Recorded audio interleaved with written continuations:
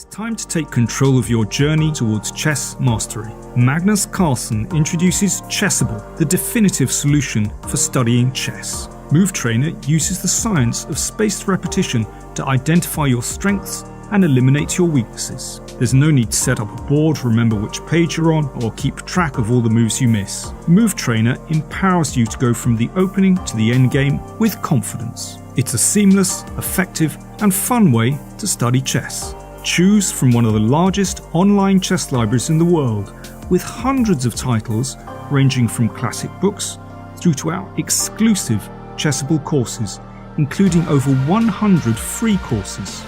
Get expert insights from International Master John Bartholomew, Grandmaster Sam Shankland, International Master Christoph Sulecki, Grandmaster Simon Williams, World Champion Magnus Carlsen, and hundreds of other instructors. Get started now and join our growing community of over 100,000 chess enthusiasts at chessable.com.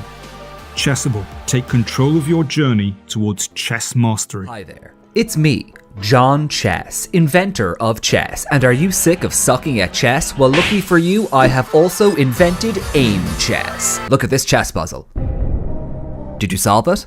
Of course not, that's because you're not using Aim Chess. Aim Chess is a digital chess trainer that helps you improve by creating unique lessons based on your recent games. Just link your chess.com or Lichess account and feel that brain wrinkle. Yeah, see, you shouldn't have blundered your queen just there.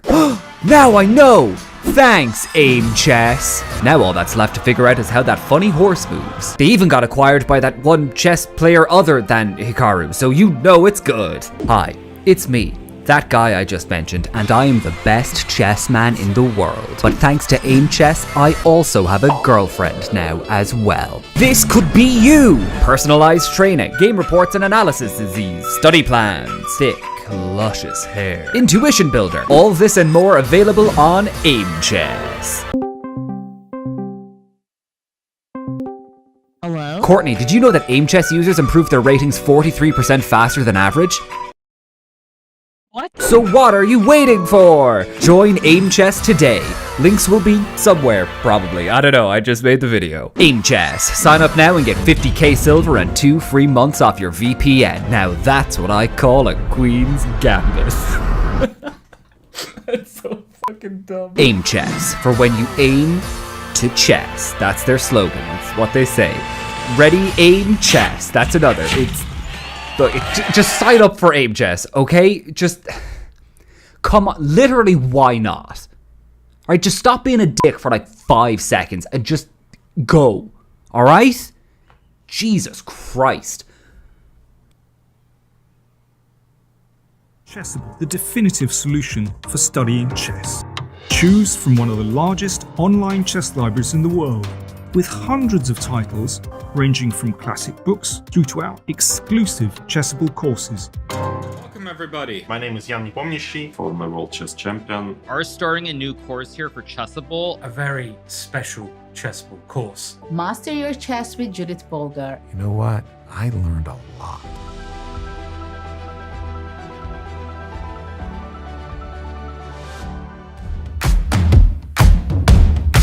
This whole concept of just bulldozing the Black King, jumping in there with the Queen, and making sure the Rook comes in with a ladder mate is everything this chapter is about.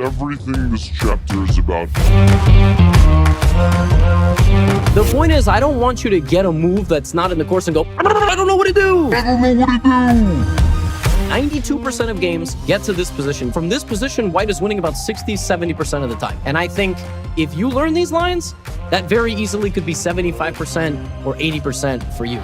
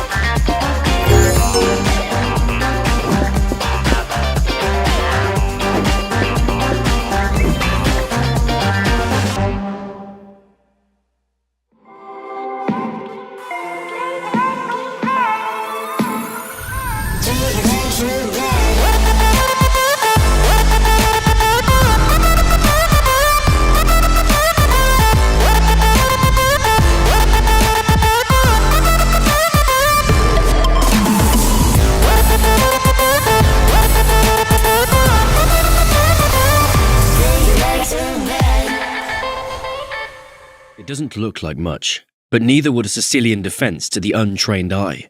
This is a performance enhancer. You don't see it? How about now? Manage your air quality, sharpen your performance, change the game with Airthings.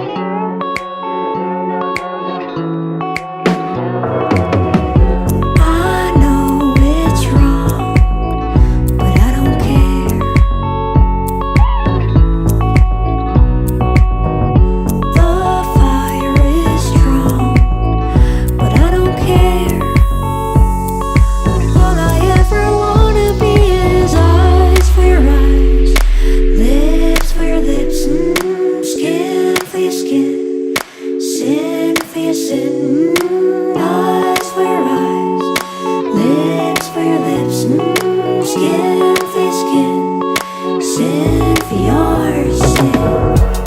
Feel it now, now, now, now. Think about it later. Feel it now, now, now, now. Think about it later. Feel it now, now, now, now. Think about it later. Feel it now, now, now, now. Think about it later.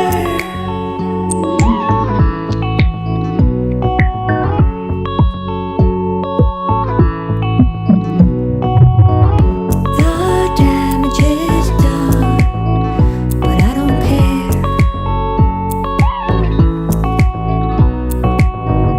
You're worth the cost, I don't care. All I ever wanna be is eyes for eyes, lips for your lips, skin for your skin, sin for your sin, eyes for your eyes, lips for your lips, skin for your skin, sin for your sin. Feel it now, now, now, now. Think about it later. Feel it now, now, now, now. Think about it later. Feel it now, now, now, now. Think about it later. Feel it now, now, now, now. Think about it later.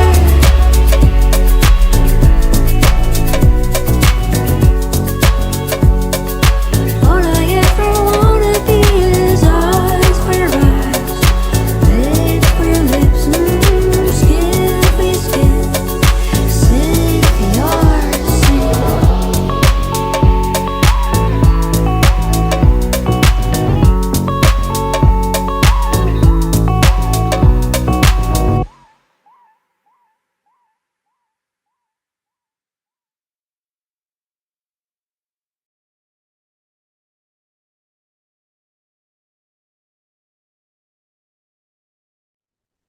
Hello and welcome to a new edition of the Champions Chess Tour. My name is Tanya Sachdev and I'm delighted to be joined by the great Peter Leko to be doing commentary on this very exciting knockout event. Peter, what's going on? Hi, Jan. Hi, everyone. Super excited to be back with the new edition. Sensational stuff. I mean, I have been following the play-in, the qualification. It was a thrilling marathon. I mean, really incredibly exciting, stunning event. And we got 8 players to make it to the first division. The system is so complicated. It's a double elimination, so you can lose a match and still win. How does that work? It's a good question. You know, as a commentator used to being in this knockout format, I also first find it a bit odd that what is it? Then I realized that, come on, when I was a player and I was really hoping to win any of the knockouts, I was thinking that why we don't have the double knockouts, because then the pressure of, you know, losing one game and then being eliminated is automatically erased. You can just play quietly your chess game and basically you have a chance to bounce back from any failure. But once you lose a match, that pressure is right back because you can only lose one, not two. But the way I understand it, today they play sort of normal quarterfinals, and then we have a winner's bracket and a loser's bracket. And whoever wins these two brackets, they will play in the grand final against each other. Should the winner of the loser's bracket then win the grand final, then they have to play again, because it would be unfair if somebody just lost one match and would be out. So we'll have all the time to figure out how it works. Now, what matches do we have today, Peter? Well, we have some incredible matches, but yeah, let's take a look at our graphics. We have Carlsen versus Sarana. This might sound like a walk in the park on paper for the world champion, but people who know Alexei Sarana will know that he's a tough customer. He beat Magnus in the World Blitz Championship. I think he's more or less a professional of playing online chess. He's highly specialized in quicker formats. So it will be interesting to see him on this big stage. Of course, he remains a big underdog. But I'm a big fan of Sarana. Always when I check chess openings, I look what Sarana does because he has a ready-made line against everything. He's a very interesting player. Yes, and he has knocked out Fabi in the qualification process. Actually, he bounced back from a loss and then managed to win the Armageddon. So it shows that he's very dangerous. He's very, very dangerous. Someone else who's very dangerous, who we haven't seen for a while, is a gentleman called Alireza Firouzja. Still playing chess. That's great to see. Facing Arjun Erigaisi, who had a tough Vaikanzai tournament, but is still already at his young age one of the world's premier rapid players, as is Alireza, of course. So that's another big, big matchup. Yeah, I was following, and he has knocked out Andreakin in a very big fight. I mean, Erigaisi, as you said, super impressive in all these Champions Chess Tours. In the previous edition and already in 2021, I think that's when people noticed that, wow, there is Arjun Erigaisi also from India being extremely dangerous, when he started in the Gold Money Asian Championship with some fantastic performance, and ever since he's there and climbing, he's over 2,700. Super dangerous youngster. Hits these days. Let's have a look at the remaining matchups, where Wesley So, a well-known world-class commodity at this point, faces Rauf Mamedov, another, I would say, legend of online chess, the Azeri.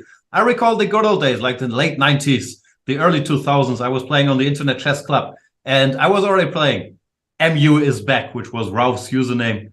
He's been around for a long, long time, and especially in Blitz, has always been a tremendously dangerous force. And everybody's always happy to see Rauf. He has a calming influence. Just by seeing him, puts you in a good mood, as discussed earlier. Yeah, he's always smiling. He's always very happy, especially now that he qualified to Division 1. He should be, I mean, super happy. He has knocked out none other than Jan Nepomniachtchi from the qualification process. That was a real stunner. Yeah. Rauf, always dangerous. It's also good to see Gukesh back in action. Another guy who had a tough, I should say, a tough early time in the Vaikanzai Super Tournament. But then the 16-year-old, in my opinion, showed a lot of character, went on to, I believe, win 2 games, stabilized. But here he has his work cut out for him, facing Hikaru Nakamura, the big favorite next to Magnus Carlsen in every online rapid event. But will be thrilling to watch Gukesh face Hikaru. Yeah, and I'm coming back to this qualification tournament because this was really special. I mean, if someone thinks like, okay, Hikaru Nakamura is playing this event, so you might think, okay, it's a walk in the park, Hikaru will make it. But there was a sudden loss in the second round for Hikaru, and after this, it was a very, very tough spot for him to get there, to guarantee that he's in the fight for the qualification spots. He did manage to beat Lek Wangli, I mean, the very last round of the Swiss, and then he was up to against Daniel Dubov in the direct encounter, and it was an Armageddon down to the wire to the very last seconds, and finally in a very big battle, Hikaru managed to win that game and qualify to this big event. So yes, I mean, whoever thought like this is the big event, you should never underestimate the playoff. I mean, the qualification playoffs and the Swiss, because that was a real drama for everyone. Did you do commentary on that one? Maybe they don't know that you're sweating every second of it anyway. Like, put Peter in front of a microphone for those as well. What's going on there? Well, no, I was actually following Danny and Danya's coverage and also looking at all the games, all the action. It was unbelievable. 8 hours non-stop marathon. I just couldn't leave. I was not supposed to be there all the time. I was just wanted to have a look, once in a while, but I was just glued there to the screen for 8 hours. I understand. I wish I could have made it, but The Last of Us is very exciting. No, that sounds like a fun event. How do we do it? Because in this tournament, there's also Division 2 and Division 3. We have to focus on Division 1, right? That's the big one. 4 matches. What do you think? For sure, yeah. Definitely we'll be following Division 1. However, let me just add, for example, for those who had missed out on this qualification, that Gukesh went on to win with 7.5 out of 9. He was 1 point ahead of all the other superstars, but it was still not meaning direct qualification because he had to select an opponent from place 7 till place 12, and he chose none other than Vladimir Kramnik. I mean, when I saw this decision, that was incredible. Brave choice. and he went on to beat Vladimir Kramnik twice in the playoff and also in the Swiss system. So actually, Gukesh managed to beat Kramnik in 3 games, and otherwise Kramnik haven't lost a single game in that event. Wow. Did he flag Kramnik? I don't think you're allowed to flag Kramnik if you're less than half his age. I think those were the rules. Well, but there are also seconds. Yeah, now there were 2 seconds bonus, and we should also speak about the format for our Champions Chess Tour this year. It's 15 minutes plus 3 seconds increment, so not the usual 15 plus 10 that we were used to in the last couple of years, but it's now 15 plus 10, even more dramatic, I would say, because when the players are down to few seconds, then it makes such a big impact whether you get 3 seconds or 10. Life keeps getting faster and faster, Peter. We need to decelerate. Will we be able to follow all the action with just these 3 seconds per move? That sounds stressful. For us, that means, I guess, the average round takes, what, 45 minutes? Or the average game, I should say. Well, I don't really have so much experience with this time point, but definitely faster than the usual one, depending if we will see any very long marathon games, because then really the difference will be huge. I can't wait for the action to begin. It's going to be 6 minutes. Let's do quick predictions. I know you love predictions. Who's going to win it all? Well, I thought, okay. I mean, what, this event, the Airthings Masters or the whole tour? Now, let's start with the Airthings Masters. Well, okay, I believe that Magnus will win it, but we have seen in Vaikanzi that there is no guarantee for anyone. Ah, he's safe. There's no Giri around in this one. Yeah, I always take Magnus if you have to pick a winner at the beginning. Frankly, of any event, more often than not, he comes through, but it's not a given, which makes it exciting. We also remember he did lose the finals of the Speed Chess Championship to Hikaru Nakamura, who I guess would be the number 2 favorite on most people's lists. Let's see who we think will win today. Carlsen Sarana, we just picked Magnus, so he's gonna be a favorite against Sarana as well. As explained, he could lose and still win the whole event, but I'm picking Magnus. Alireza versus Eric Aisi. That's a tough one. I haven't seen Alireza for a while, but I'll still go with Alireza. He looked tremendous in the St. Louis Rapid and Blitz. He's had a lot of time to look at chess openings and real estate, and he should be stronger than ever.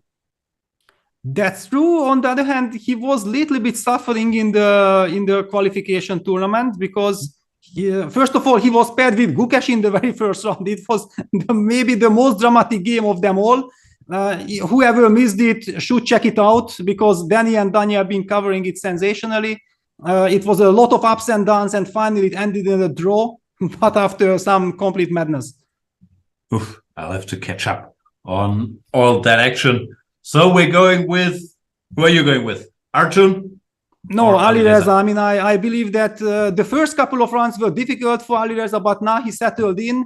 And I would say that those who played the qualification, they might have a little bit of an advantage that they are more into it. It was a faster time control with 10 minutes plus 2 seconds, but still it I think, helped them to warm up for the event. However, when we get to Hikaru and to Gukesh facing each other, they both had enough experience there. Yeah. I'll pick Wesley against Mamedov, even though he doesn't have the experience from the qualifier. Wesley and Magnus Carlsen were the 2 players seeded for these finals because of winning the last Champions Chess Tour and the Global Championship, respectively.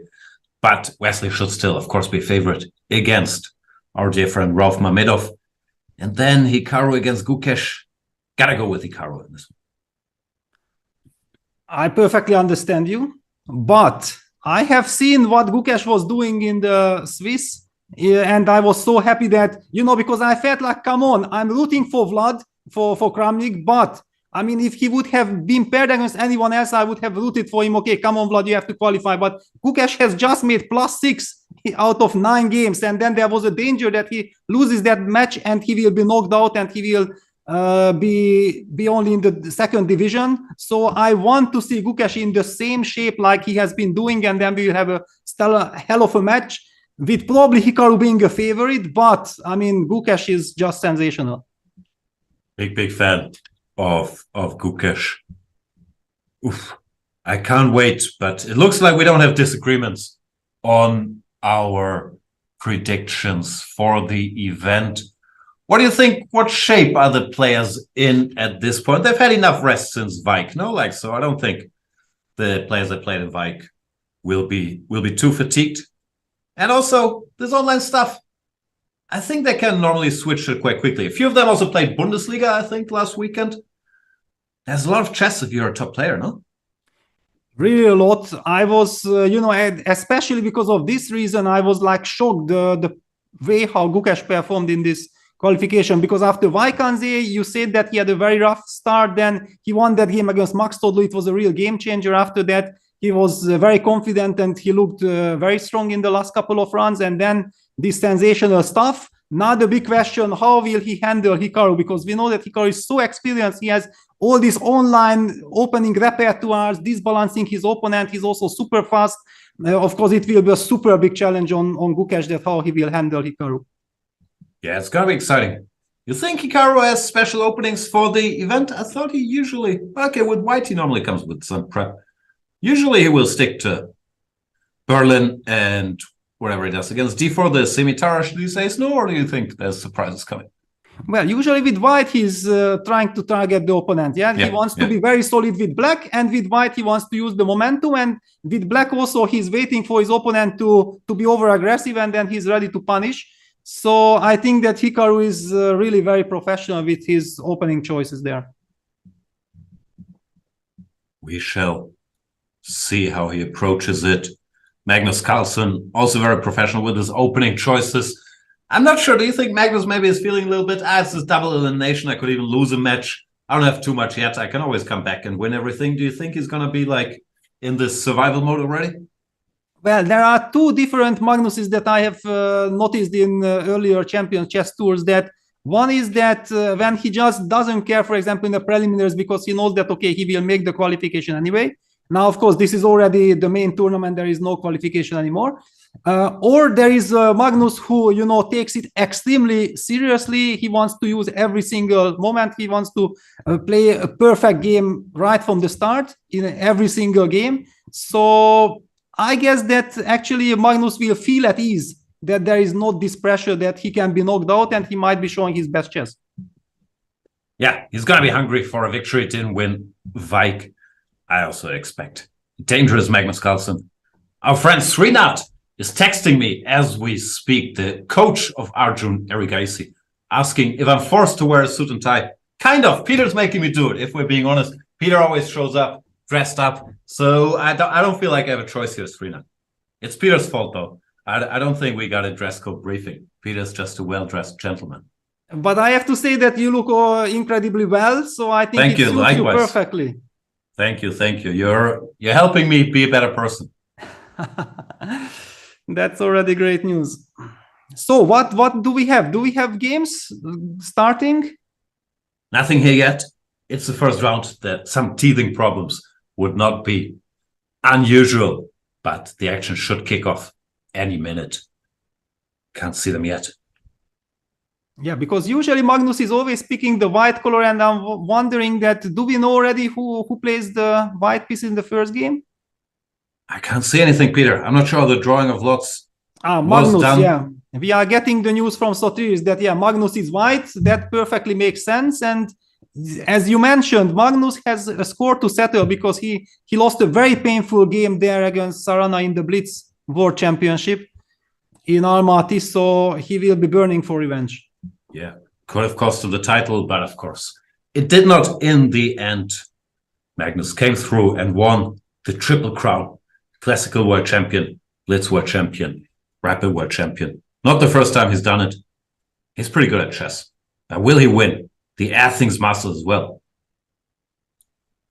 I'm not sure if it's a quad crown. Maybe he wins the Champions Chess Tour. Well, let's deal into Sarana's repertoire. We know that with white he plays d4, but against e4, does he still play the Najdorf? Because that might be also some temptation for Magnus, or what is your take? Because if you play d4 against a guy who is very well prepared in d4 himself, then maybe you might be tempted to opt for another e4 move. I mean, another first move.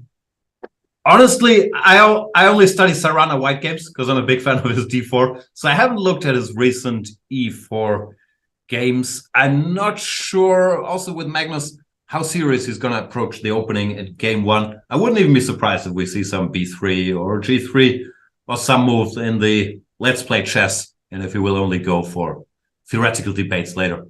But I could be wrong, and it's just going to be Najdorf mainlines. I'm curious, but very hard to predict with Magnus Carlsen. You can play e4, d4, c4, and he can play all kinds of random moves, either because he made a bet with one of his friends, or because he's in the mood, or because he thinks it's a good idea. So I don't think it's easy to predict his first move. You're normally right about these things, though, and you're saying e4, so I'll believe it. Yeah, but I also see your point that, okay, when you start a match, you might not feel like in a mood to go into some big, heavy knight of bishop e3 English attacks whatsoever. Even the Reti, as you said, yeah, let's just play chess. Reti is something that Magnus very much likes in this rapid format, knight f3, g3, not, keeping everything as flexible as possible, not going into any direct confrontation and just rely on his class. Yeah, also I think he often wants to feel his way into the match a little bit, maybe not go for the big theory debate, but I'm usually wrong. So I'm curious to see it. I still don't see games. What's going on? Are the games running? Well, hopefully not yet, because we will be missing out on a lot of action. Don't do that. I already missed these 8 hours of the qualifier. Yes, that was a huge miss. There was this dramatic moment that the first 6 had the right to choose between the place 7 till 12, yeah, for a direct match, a 2 games mini match. I like that idea. Daniil Dubov ended up 6th on the ranking, and then he was the last to choose. And whom he got? Hikaru Nakamura, because nobody wanted to take Hikaru before, yeah? So it was all these dramas, but at the same time, I think Hikaru also was very annoyed that he had to face Daniil Dubov, because he knows that Daniil is so well prepared in the openings. He will put him under some pressure with the white color. It won't be clear if you will be able to do anything to Daniil's black repertoire. And it was a very tense match. I could feel that both players were unhappy because they had tons of respect for each other, and it really went down to the last seconds. That's what I love about chess. Normally, both players are unhappy. It's the beauty of the game. But I like the system. I think they should also do it in other sports, like basketball. If you're the first seed in the regular season, you should get to pick your opponent. You shouldn't have to play against the 8th seed. Just pick one, 5 till 8. I think it's a great idea. Yeah, well, but there could also be an argument that if you are winning the event with 1 point advantage, with 7.5 out of 9, you deserve a direct spot, no? Yeah, okay. It is what it is. Yeah. It's the format, but yeah. Your boy Gukesh made it. Just for anyone who missed out, and I'm not sure if you are also familiar with this, that Peter Svidler and Levon Aronyan, they were both playing and they were both heavily suffering. Then Levon at the end finally finished on +2 after some heroic efforts. Peter finished with 50%, and what happened? Because they were fighting for the chance to get into Division 3. And being 50%, Peter Svidler was paired up against Levon Aronyan. And I think Levon was also super angry that why do I have to get Peter Svidler, who can beat anyone in a mini match? And that's what happened. Peter went on to beat Levon Aronyan, and he's the one in Division 3 playing against his very good friend Alexander Grishuk. Those games have started, by the way, but not the Division 1 games. I can see Grishuk versus Svidler ongoing.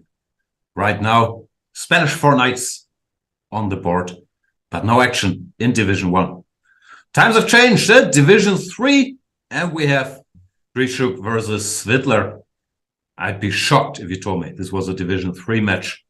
But of course, there are so many strong players out there that it's not a guarantee for anybody to make it to the first league.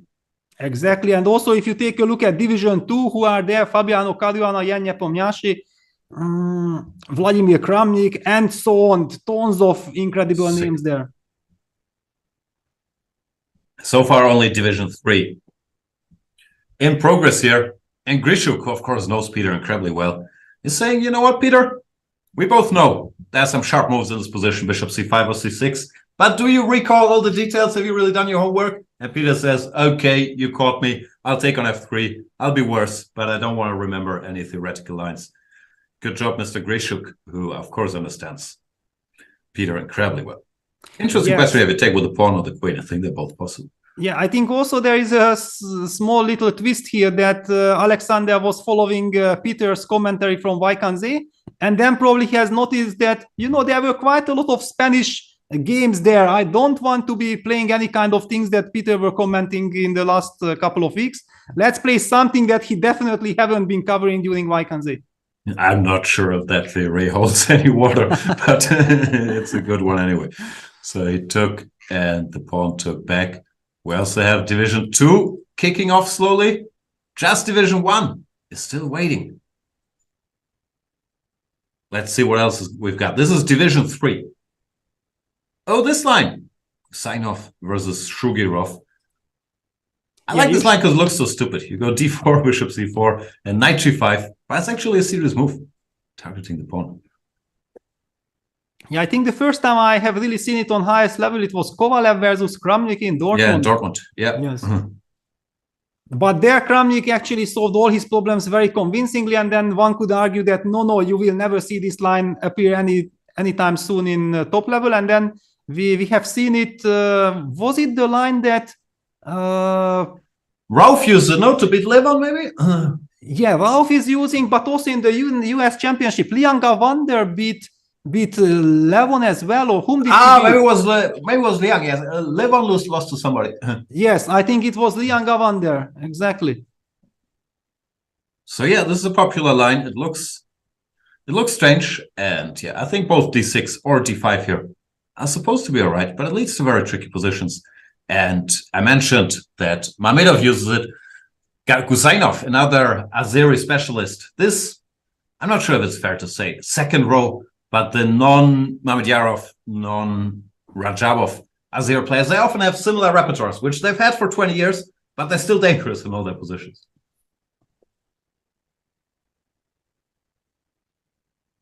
We have liftoff. We need the first division. Yes, we need it. Is Magnus late again? Maybe the players are still not used to that. There is probably a lot of security measures. Okay. I think that's the point. I think someone's trying to wake up Magnus. Probably Henry Carlsen is downstairs ringing the doorbell and desperately, and the world champion is asleep. That's my theory. Prove me wrong. Well, Sotiris proves you wrong. Yeah, we just get the information. Magnus was one of the very first to appear this time. Okay, proven wrong. Then we don't know what's going on. I'm scrolling through the games here.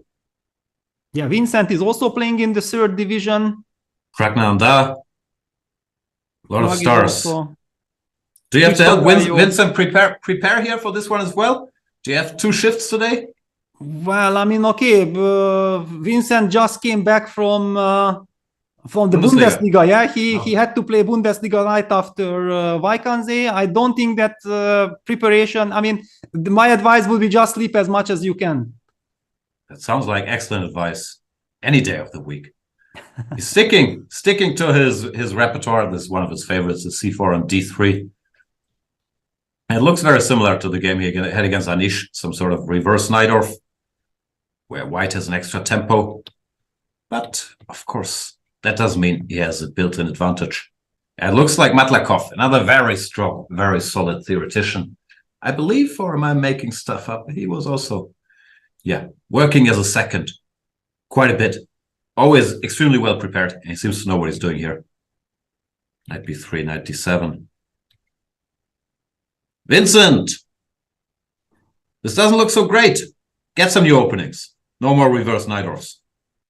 Well, because he switched to e4, e5, so he's probably missing the Najdorf, and then okay, let's try to use it with the white pieces. That is fair enough. Yeah, e4, e5. Quite a bit of work that we saw, or I saw in his game against Anish and Vaik, that a lot of work has been done there.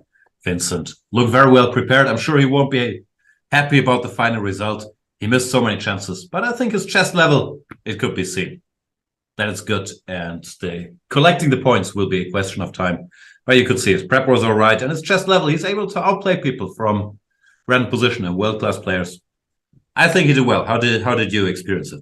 Well, it was of course tough, yeah, because the start was not as hoped for, but I think that he was getting stronger and stronger with each game. Yeah, he was settling into the tournament. It's also a lot of pressure. He came after this sensational World Rapid and Blitz. Yeah, some extra pressure. He might have felt like he already has to show something, and I felt like when he finally just started to play chess, then things were absolutely fine. But at the beginning, maybe there was too much pressure after this sensational result. That's how I felt it.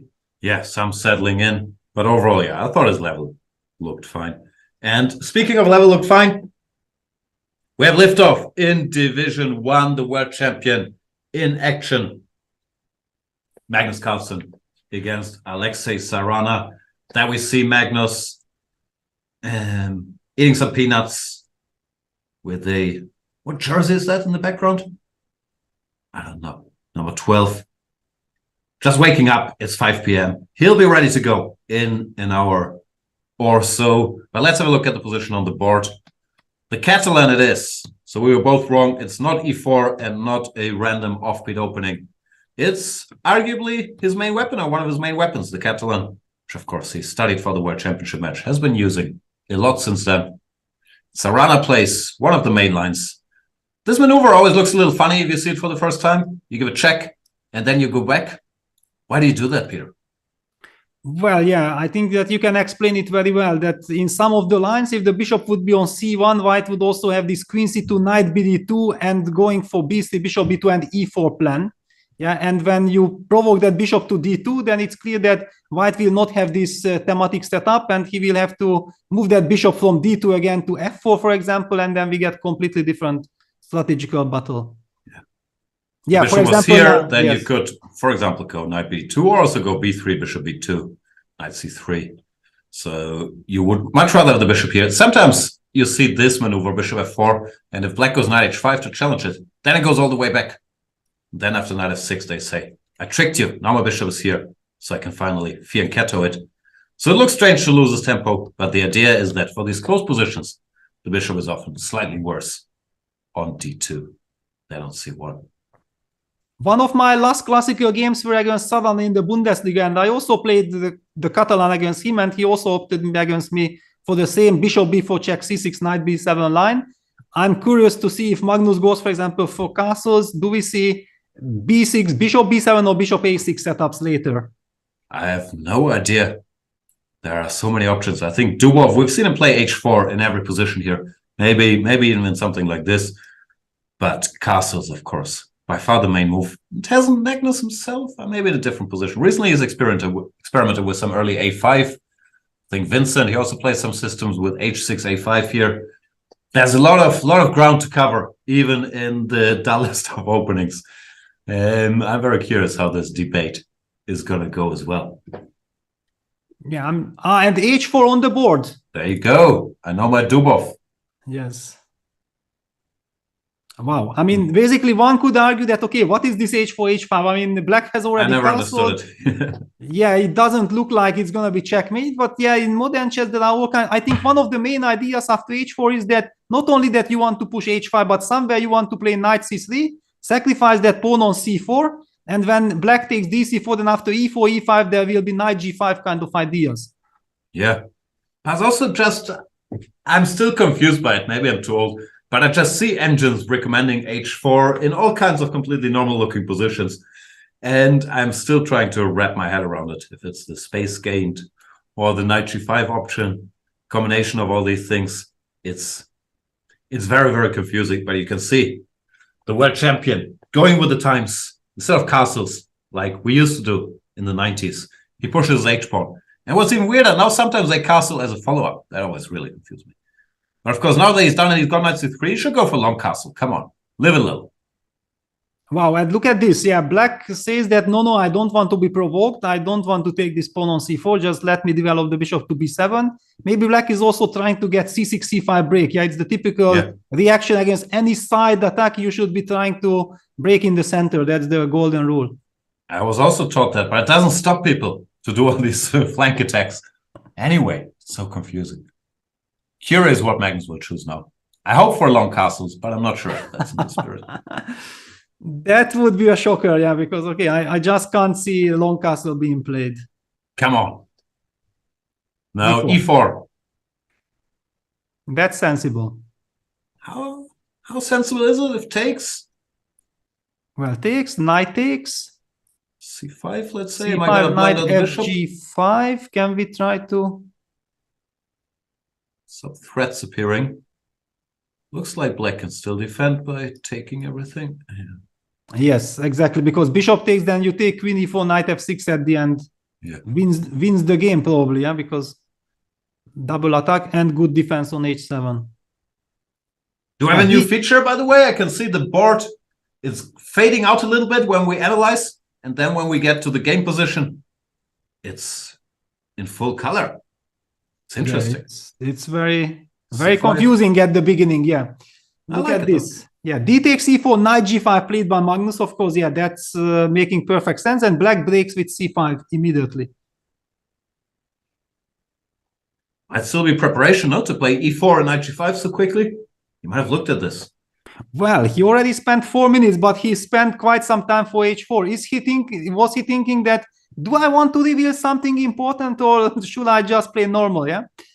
Yeah, it's unlikely he was out of book here, so he was probably just trying to recall some of the lines. And here we are, pawn on c5. There we see Alexei Sarana in front of a white wall. And I think, Jan, maybe your mouse hand revealed a big novelty, yeah? d4, d5 is the move, yeah? Intuitively wanted to push it immediately. Well, frankly, I can see the first engine line. We both can, and it is pawn to d5 here. That's the way it is set up. I'm not sure I'm always in love with it for the commentary because it's hard to resist. But yeah, d5 seems to be the move here. Is also logical because if you castle and you allow black to take here, then the position gets a little loose. But this one has to calculate. Looks a bit like these Queen's Indians that you used to love, the Queen c2 Queen's Indians, where you're pawn down, but all of a sudden, white gets a lot of initiative. Exactly. Now, finally, the long castle move, I enjoy and love it a lot. Yeah, this is a different long castle. Yeah. This looks very scary, actually. Yes. So, well, basically, I can't... Yeah, d5 on the board. Wow, what a game. And Magnus, not taking any prisoners, trying to take the lead here early, is playing what I assume is some home cooking, very, very sharp stuff. Saying, okay, Mr. Sarana, you might have prepared, but you don't know what a sick man Daniil Dubov is with like h4, knight c3, e4, knight g5. Interesting stuff. Yeah, I love this h4 because it's not about pushing h5 or things like this, but fighting for this g5 square. Yeah, just securing the spot for outpost on g5 for the white knight. List the position on the board. C5, computer, by the way, not a fan of c5. Wanted another very strange looking move. Bishop b4 to take here. This you have to know. Yeah, otherwise it will never ever cross your mind. Yeah, that's for sure. Yeah, I mean c5 thematic, but yeah, after d5 it's very scary. It's incredibly dangerous. And the point is, of course, h6 still kicks this knight, but usually you can ignore it. Like here, you see the pawn of h4. You're not supposed to react. And if this h file opens, the white attack will just be too strong. Like knight e8, something takes. And black is not going to survive this. Not at all, yeah. So basically, black does not want to take on d5, but probably he will be forced to. Yeah, that's the point. So also d6 is a threat. Yes. Yes. Sarana. Wow, but this is very tough. I mean, if you have to take and then takes long castle, you probably have to play the move knight f6. And then I think computer was showing the move bishop e5, which is very unpleasant because you are in all these pins. You feel like resigning already. You feel like something bad's going to happen. But computer is not too concerned as usual, saying rook e8, yeah, whatever. Yeah. Do you think? But this looks insanely tough to play. I think even in a classical game, you think like 40 minutes and then maybe you play it because you exhausted all the other possibilities, not because you are a fan of it. But in a rapid game with 50 minutes, well, first of all, you have to see and believe that this is going to be fine, yeah? the only way you can do it if you don't see any other alternative. But even this position, if we look at it, I know I play rook d2. Why don't you resign? Like, I mean, it looks winning. Yeah, I can read the line, but it looks horrible, this position. Yeah, this looks horrible. And also you somehow, I think in such positions, you believe your opponent that, wow, I run into some big prep. Yeah, this is probably some World Championship prep, Dubov stuff and so on. Sarana probably knows Dubov very well, and he knows how dangerous these things are. Yeah, looks like he got caught here. It also shows Magnus Carlsen not fooling around. I was wrong there. He's happy to go for a theoretical debate. Use his stuff. So much chess nowadays. You got to use your ideas whenever you get the chance. Yeah, knight h5 played by Sarana, which looks like a normal or a good practical decision. He's opening this square for the bishop and targets this bishop here. Computers are in love with it, is saying anything takes on e4 and white is much, much better. Yeah, but humanly, I'm also very much tempted to simply ignore everything and go long castles. No, that would also be a very human move. Carlsen, another human move, saying, that's my bishop. Don't take my bishop. Goes bishop e3 back. But now at least this threat of d6 is no longer as powerful. Yeah, but the problems remain, yeah, because you can't put anything on d6 yet, the bishop, because then knight d takes e4, you are checkmated on h7, or the bishop on d6 is falling, and otherwise, how do you coordinate your forces? Still difficult, isn't it? And h6 once again will get ignored even. You're like, although here I'm not so sure how intuitive this is. Computer says this is good. Sorry, this is just me making computer moves. And it's saying white is breaking through. But is that so obvious? Well, after bishop takes g5, f4, and followed by queen h2, I think that's when we understand that this is clear. But before it wasn't so convincing. Yeah. I mean, it looked promising, but you don't know if it's really winning or not. Exactly. Still the world champion, very confident. Played bishop e3 very quickly here. While this game is incredibly exciting, shall we have a brief look at the other matches? There are, of course, 4 matches ongoing. The time control seems fast enough that we can normally focus on one game if it's very exciting.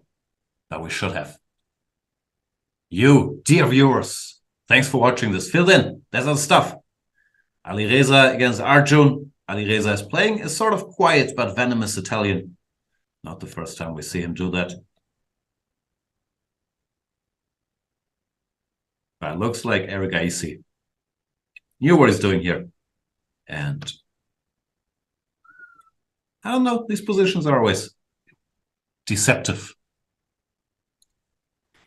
Yeah, this knight h5 GC is always a big kind of question, yeah, that who profits from it. Yeah, GC is some kind of a weakness, but the knight on h5 is an awkward piece.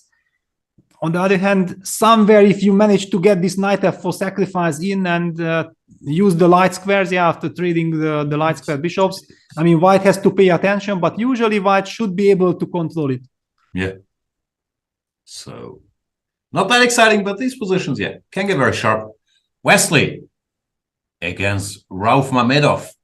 Then my worry would be, will Rauf survive the opening against Wesley? Rauf also sticking to an Azeri classic, the King's Indian, with e takes d4 and c6. Here, bunch of options, but king h1 is the main move, maybe together with knight c2. And this d5, this has become a big thing recently. Anish played it against Mamedyarov. And yeah, computers don't say this is that bad. In the old days, people used to play knight b7 here, and we would put the bishop somewhere and be happy. Or there were some knight h5, g5 lines. But now people are trying to force everything with their powerful computers. d5 takes, bishop g5. I had a game like this recently, and thankfully, my opponent took here, which is really bad, because now you're in trouble. But of course, Rauf knows this stuff. And goes knight to c6. When the theory is just beginning, this is all known. I think there was even a game, Ding Carlsen, maybe. h6, bishop h4, and g5. And the tactical point is if you take everything here, I think black goes bishop to a6, and somehow they give the bishop then on g5, I think.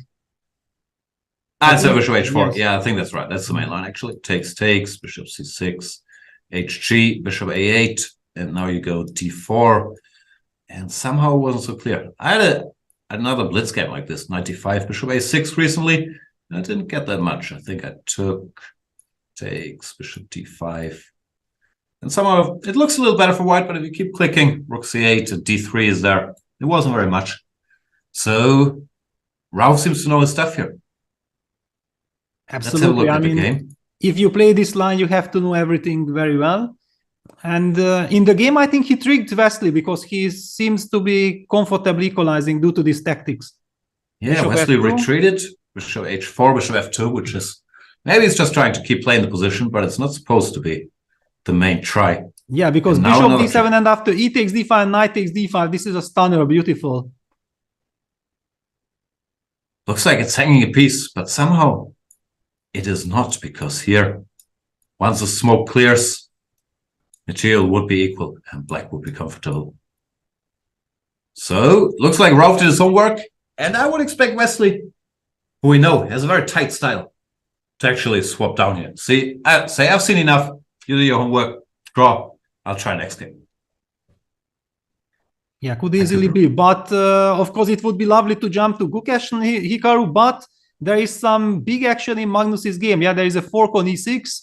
Maybe we have to jump back there. Okay, here we go. Bishop e3, we've seen the retreat. Pawn to f5. That's not a blunder. He's sacrificing an exchange to try to keep this pawn chain intact. Knight to e6, double attack. The queen gets out the way. And g4. Yeah. Pawn to g4. Very strong move, because the Breaking point is the you chain. should never take this exchange. This knight on e6 is a monster. You have to break black's construction, this f5, e4 pawns. Magnus does this, g3, g4. And how do you react? F take g4 on the board, but now the e4 pawn is falling, long castle is coming, and white will be the one deciding when he wants to capture that rook on f8. Yeah. Such a beautiful knight. It doesn't even feel like winning material to take on f8.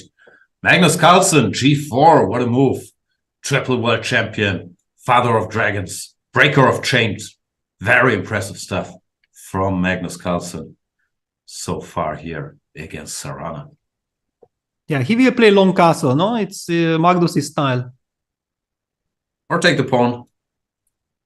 But long castle looks more classy somehow. He takes the took- pawn with the bishop. Yeah. With the bishop, yeah, that's a surprise. Slightly, no, because you can go knight f6 and cover the pawn. It looks like a useful move. Either knight to f6, probably h. Somehow, it's still worse, probably. Or I can read it's worse. But it looks like black stabilized a little bit now, no? Yeah, but also he played knight d7 to The other f6, one, which made a lot of sense. Keeping the knight here. Yes. Some g3. On the other hand, Magnus probably says, come on, I got the exchange, I'm castling comfortably. The bishop on b7 is dead, my pawn on d5 is a monster. And now bishop f5, bishop e6, the bishop is coming to e6. Yeah, still comfortable. Maybe not the cruelest solution, but it's still in great shape. Now, I guess you bring the rook so that after bishop e6, you don't have to worry about takes. Rook to e1, and then give a check. Yeah. Well, you even have, yeah, Magnus goes for rook h1. I wanted to say that even ideas like rook h1 and going after the g4 pawn, it's not because I want to take the g pawn, but I wanted to open up the g file. But Yeah, I rook was worried about h1, g3. yeah, and rook h1 is the systematic approach. I mean, you already won an exchange, you are very active. Don't go after the pawns, just keep the activity. Pieces to the middle. Looks like the world champion is in control here. That should give us a chance. King b1 is really not in a hurry. To have a look at Gukesh versus Nakamura. A lot of moves played already. Yeah, Gukesh was in a very aggressive mood. He opted for this Zamish kind of... A3, yeah, people start doing that, even in this position. yes. I think. And Hikaru goes for the classical A3 Zamish line, yeah, e4, 98. And this h4 is some kind of a new idea from computer. I have noticed it that Leela, I think, is mentioning this move. In any position, Leela is mentioning Yes. h4. I'm sick of it. Leave us alone, Leela. Suggest castles once in a while. But yeah, this 98 is the sort of classical training move. You don't want to allow bishop g5 get pinned. So you get out of the way. Also sidestepping e5, h4, fresh idea. And Hikaru goes for e5. The more typical plan is bishop a6, knight a5, rook c8, see what happens.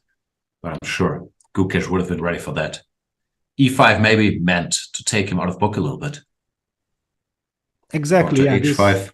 e5, h5, d6. Hikaru is just trying to secure his king. Yeah, now that with e6, e5, he blocked the white bishop on d3. It's clear that white won't be able to create mating threats, and it will be a more strategical battle. Yeah, Hikaru has a good sense when he can jump out without too much damage if he's surprised, I guess. He was surprised by his h4 move. And now it's going to be a long time for white to open the position up here. While this pawn is still an eternal target, just as Mr. Nimzovich had envisioned it in the old days. And Hikaru goes for the d4 pawn instead. Yeah, it's very tempting to. It looks good. Yeah, it's very tempting to get rid of white's dark square bishop. Yeah, because then automatically you will be able to maybe trade the queens. That's what Hikaru is playing for. Takes, pawn up, and you probably don't get checkmated on the dark squares anymore without that bishop. Exactly. Looks like Hikaru's in great shape now. Here, rook c8, he gives the pawn. Now he will go queen f6. Yeah, still better because of the weak pawn. Solved all the mating. He makes it look easy. Yeah, now it's clear that if someone, then only black can be better. On the other hand, probably white is solid enough. I mean, the structure with pawn on e4 and pawn on h6 gives positional compensation to keep the balance. f3, d5, breaking the structure, allowing e5. Yeah, this looks difficult for Gukesh. Rook c4 is coming, knight c5. Yeah. f4, rook c4 on the board, actually, and a knight c5 check is a big threat. Yeah, this is trouble. I mean, you could imagine this, if this was Lila 0 on the white side, they would just make some quiet moves, be a pawn down and say, I still have the pawn on h6. Don't you worry, I'll break it open later. But damn human eyes, it looks to me like black is better. Yeah, for sure. And this is exactly what I envisioned, yeah, that we talk about Hikaru having a very solid repertoire. Yes, he wants to be solid, but he's waiting for the chance that his opponent attacks him, yeah, because then he can show his skills, and that's what we are seeing here. Yeah, it's just good. Rook fc1, rook fc8. Of course, you don't give the c file, which is the only open file. We don't want any white rooks here. Now after rook takes, then the knight can come to c5. Maybe you try to bring the king. You go pawn chasing here.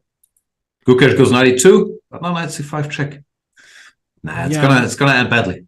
Yeah, I mean, if you had to move the knight from d4, I felt like you have to keep that knight on d4 forever, but he did not want to give up the c file. Yeah, that was his problem. But now he's paying a heavy price because the computer line knight c5 check, king e3, and then rook e4 check followed by d4. Actually, if you spot this idea, it looks so tempting. Yeah, this looks crushing. The d pawn runs, rook e3 is there. Yeah, and not an impossible line to spot fairly natural moves. There we see Hikaru. What's going on there in the background? Well, didn't clean up, did he? I mean, look at this. The way how Hikaru is calculating, he indicates that he is spotting these direct force lines and he is very happy. Yeah. But no, he just goes f6. Okay, he breaks the structure, also very tempting. Another breaker of chains. It's good enough. I mean, it's a technical win. Excellent. Yeah. Can't go e6 because of the check. So I guess you have to take. Then maybe even king f7 just to make sure nothing happens to the king. And it's trouble. Yeah, and suddenly also the pawn on h6 will be a vulnerable pawn weakness. That's always my fear. If I push this pawn to h6, like these young kids and their computers, if I do it, they will just get eaten in some endgame, and there'll be another pawn down. But this was the old wisdom. No, that's what our coaches were telling us. Exactly. That, okay, if you can mate your opponent, go h4, h5, h6, but be careful. If you are not mating your opponent, the pawn will fall in the endgame. That's what keeps happening. But often it's also an asset in the endgame, still restricting the king, which is why Hikaru freed it here. But now it looks fairly hopeless for Gukesh. This pawn can get taken, whatever. More pawns will fall. King is out. Yeah, basically I feel like we can move because this is clear that Hikaru is going to win this game.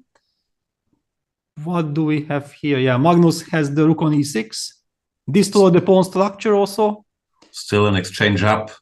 Also cruising. Centralization, yeah, queen e4. Bishop e5. We can't take it. It's tempting to take, but knight just takes here. And if this pawn gets captured, what's the trick? Well, no, we don't need a trick. Just queen h5. Exactly. I mean, rook takes d5, rook d5, queen h5, followed by rook e8 or queen h7. Double attack. That's pretty tough to stop. Yeah, finishes the game. So suddenly in a lot of trouble as well. Looks like it's over, no? Queen h5 is coming anyway. This pawn can still be pushed. And white is up material, yeah? Yeah. And then an incredible attack.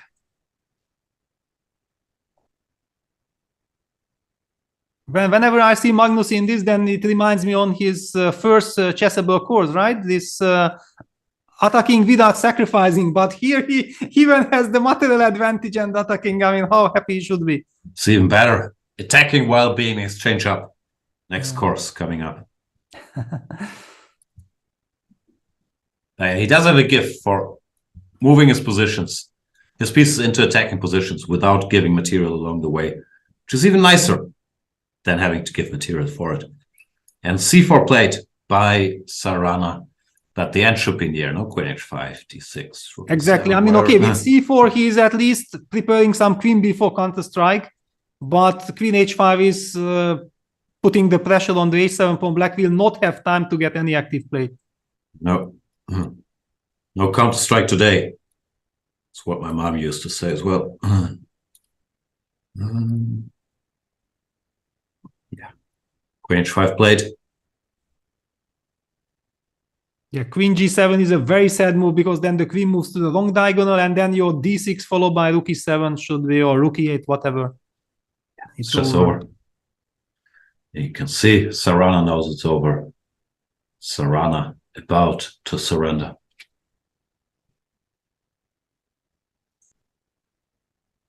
Yeah, there is just nothing Black can do. It's completely hopeless. We should mention that the format is the quote-unquote usual mini matches of 4 games. But, of course, the twist is this double elimination. And time control is slower than usual. Magnus Carlsen wins his first game after queen to g8. Rook d7 put an end to Sarana's hopes, threatening checkmate and attacking the bishop. Tour de force by the world champion, no, showed some prep, a lot of aggression. Crushed Alexis Sarana in this first game.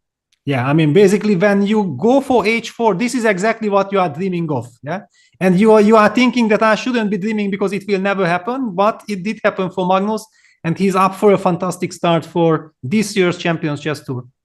Yeah, won't be easy for Sarana to make it back into this match. But of course, there's still 3 games left, 2 of which he has the white pieces. He's shown he can beat Magnus Carlsen. But Magnus looks in good shape, looks hungry. Alireza is still playing versus Arjun.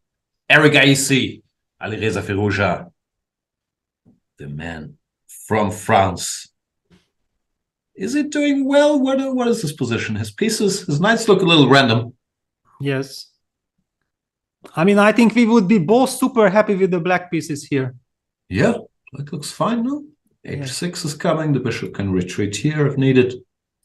c5 one day. I can go here. Looks perfectly fine for black. Yeah, and we mentioned that Vincent switched to e4, e5. I also have to mention that Arjun has also now switched to e4, e5, and he played a very good game against Fabiano Caruana in Vaikanze, showing already very nice prep and good understanding. It just goes on to show that these young kids are extremely hardworking. It's an excellent move. At some point, they all find out. You have your time playing the Caro-Can, some random Sicilians, but at some point, E4, E5 patzers. Chessable.com/Jan if you want a complete repertoire for E4, E5. At some point, they'll come around. Now, of course, the Sicilian remains a very viable opening. But I think nowadays, especially as these kids make their ways into the super tournaments, you're leaving a lot on the table if you don't have like some very solid lines against E4, like the Berlin, the Petrov, the Marshall. And it looks like they're slowly adding at least one of them all the time. We also saw Abdusatorov in Baikhanzé playing the Petrov. It's coming. He was team E4, E5 already, but he played like open Spanish and stuff. No. Kazim said, enough of this nonsense. You play the Petrov, you play the Queen's Gambit accepted. Like Fabi in the old days, we just block everything. And it worked nicely. Yeah, absolutely. So what happened? You just left for 5 seconds and already... Yeah, the board is on fire. Yeah. F4, H6, knight f3. And Alireza down to 6 seconds. Down to 6 seconds. My God. Also down to... How on earth? I mean... 6 pawns. You did not really expect, no, that this will heat up so quickly. Well, we didn't like his position, but f4 is probably suicide. Like just opening up his own king too much. And Arjun is a great calculator. If you like give him such a chance, he will jump and he just takes this pawn. Yeah, it would be one. Oh, look at this! Look at this! Knight g4, and if takes, it's checkmate. Wow, beautiful! And this will not be missed. I mean, we know this motive from the chess boxing match Andrea Botes against Dina Belakaya. So this knight f2 mate, it's around. People have seen it. I mean, probably even before, no? I think since then, it's the first time it ever appeared. Yes. Well, knight g4. Here, look, he's rubbing it in. Queen e2, queen e4. That's just beautiful. He's saying, I really know this motive. Give me another pawn, because he can't take. He'll still checkmate. Yeah, and Alireza with just 2-3 seconds. I mean, he only gets 3 seconds extra. Yeah, he has played with 1 second his move. Knight g6. It's a total disaster. Come on, Arjun. Stop leaving your queen on crease. You're just trying to rub it in. Now you better move it. He could take, play the endgame, but he could also go anywhere with the queen on this diagonal, which is probably even nastier because black is a much safer king. Yeah, queen's a 6 plate. Yeah, also rook e8 is coming. Bishop e4, this queen e4, of course.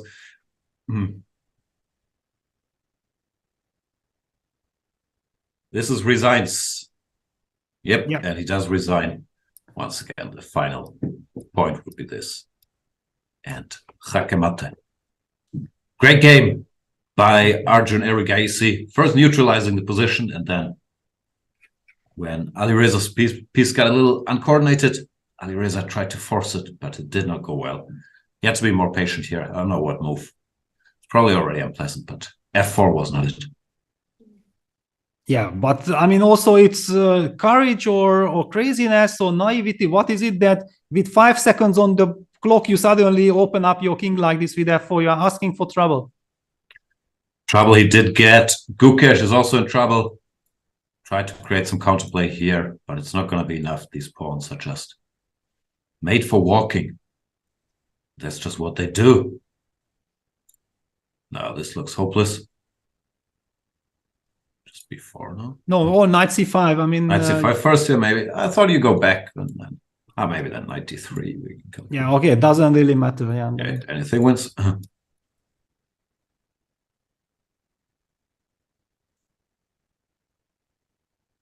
b4 played. Goes, yeah, it doesn't matter. Knight b3, then a2, then knight c5, and yeah, this. Yeah. King e5. Gukesh tries to bring the king, but the pawns are too fast. King e5, knight c5, king d5, b3, or king d4. Takes b2. This guy will queen. So Gukesh resigns. Hikaru winning with black. The favorites off to perfect starts here. Well, I mean, okay. Erigaisi, is he a favorite already against Alireza? No. I meant Magnus and Hikaru. This was, I'm not sure of an upset because Erigaisi has been so strong in the Champions Chess Tour. But, of course, you can't call him a favorite with black against Alireza. Exactly. And one game still running where I was wrong, Wesley. Was I wrong? No, it's a draw. Wesley did simplify. I wasn't wrong, actually. Just a different version slightly. but it looks like it's going to end in a draw. Sorry for the high speed. We're just getting to the current position here. Looks like Ralph was never in trouble. And if you don't catch him in the opening, his instincts, his fundamentals are very good. He's a very, very tough player to outplay. Even Wesley. Just as I'm saying this, he did take a pawn. And apparently was much better. Wow. I take everything back. I mean, f5, was there f5 was played. f5 was played. Why didn't he win this? Wow. Bishop f7 is still not so easy, apparently. Yeah, not King so can't easy. move. That's the problem. And when you are low on the clock, it's very tricky. And what did he do? Hang on, we have drama on the board. Okay, we don't have time for the catch-up now because Ralph might be winning. Wow. Oh, but he didn't. He missed it. The way to win was rook f7, and white can't take because of rook g7. And then the rook was coming here, cutting off the king. And black would have won the game. For example, takes, now you go rook g7. Okay, this is very difficult stuff. But this was the way to win. Instead, rook g7 check was played directly. Now the king can run back. This was the point of rook f7. And it's a draw. Ooh. But yeah, now the game will be drawn. Wow, I mean, what a drama. Yeah, I mean, if Wesley loses that endgame with 2 pawns up, we know that he is very calm and everything, but it's very easy to lose your head after that. Yeah, he wouldn't have been happy, but he did get a draw. And that wraps up the first round of play in the first division of the Airthings Masters, the first event of the Champions Chess Tour 2023. Let's look at the results. Magnus Carlsen wins his game convincingly against Alexei Sarana. Arjun Erigaisi with a big point with the black pieces beats Alireza Firouzja, who after his 8-month chess break still looks a little rusty. I'm sure it wasn't 8 months. I apologize. Wesley So draws against Ralph Mamedov, well-prepared Ralph, and Hikaru Nakamura wins with the white pieces with the black pieces against Gukesh, the star of the qualifier. If you haven't seen the qualifier, Peter Leko highly recommends catching up on these 8 hours of drama. Absolutely. Peter. Absolutely, but I also feel like there was so much drama in this Wesley So endgame that can we just go back and take it a bit slow? Yeah, because I mean, first of all, how did Wesley from 2 pawns up finally even ended up in almost a losing endgame? What happened here? So that this position, where white to move could apparently win with knight to d7. Logical move, I'm sure he considered it. But after bishop d5, king f2, rook f3, he was maybe a little worried that one of the pawns are falling here. And the way to win was king e1, not allowing a bishop check on and this then, okay, hang on, we take on g3. Yeah, if takes here, just to show, because it's beautiful. Ah, yes, That's this is sensation. Rook b5, and you can't move. Chess is so tough.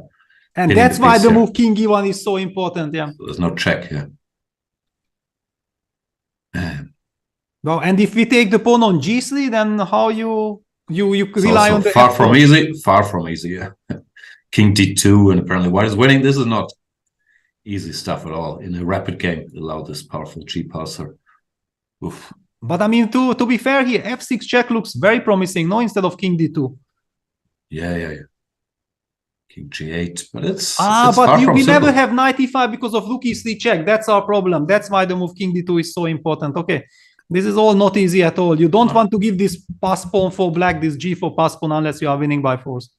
Yeah, king g8 is clever because there's no knight e5 check, and if you give the check, now the king comes, and if check, the pawn drops.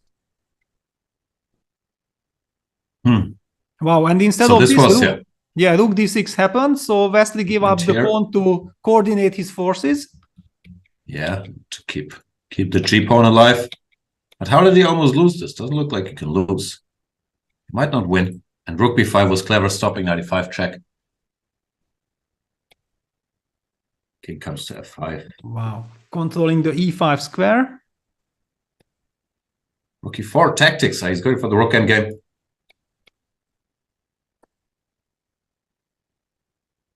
Looks like just a draw. How did he lose? Well, yeah, that's... Well, he didn't lose, but how did he get close to losing? f3 now, f7 now, black just takes on g3. Okay, but we serve rook h8 if we want to draw, no? Yes, probably you should. Yeah? Why didn't you, Wesley? Probably he should. He tried maybe for more with king f4, check, and king g5, but this is dangerous, allowing this g-pawn off the leash. Still draw after rook takes f7, apparently. Rook e8 played, rook e7, but now it's white has to be careful. Yeah, this is... Rook f8, and the g-pawn start running. Here already very difficult. Wow, if king h6 is the only move to draw, this is like a study-like position, yeah? King f4 as well. King f4, so... g2, then rook g8, and if rook g7, now you can get back, and your king is still free to defend. But king h6 is nice, of course, stopping rook g7. Yeah. The way Wesley played rook f1, we've seen already. He could have lost, but not simple at all. This rook g7 check was one option. Yeah, and then king takes h5, g2, rook g1, king f5, and white's king is getting into mating net. Yeah, that's maybe easier, because now it's clear king f4 doesn't work. And king h5.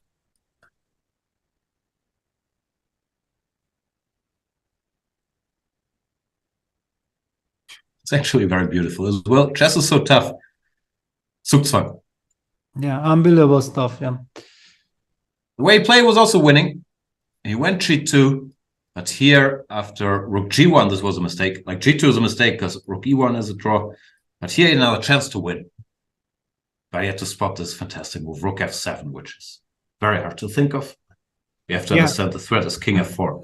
And I think here we see the real difference between 10 seconds and 3 seconds. If the players would have 10 seconds, they would have played this endgame better, because simply you make a move and then you automatically jump to 20 seconds, whatever. But if you from 3 seconds jump to 6, you don't have time to calculate. Your head is not clean and not calm at all.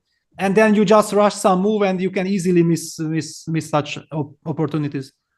Absolutely. Speaking of not clean, since this is the Airthings Masters, you guys might want to check your Airthings device, and you might want to open the window, let some fresh air in, because we all know what happens if your air quality suffers, your thinking suffers, your chess moves suffer. Don't want to do that, so check out these Airthings devices, and with the code CHESSAIR, you can get $100 off. That's a lot of dollars off. Have a look around at Airthings, the sponsor of this very event. We have our devices right here. And we'll be back, I guess, in a couple minutes with the second round of these quarterfinals in the Division 1 of the new Champions Chess Tour 2023. Thank you so much for watching. See you in a couple minutes. It doesn't look like much, but neither would a Sicilian defense to the untrained eye.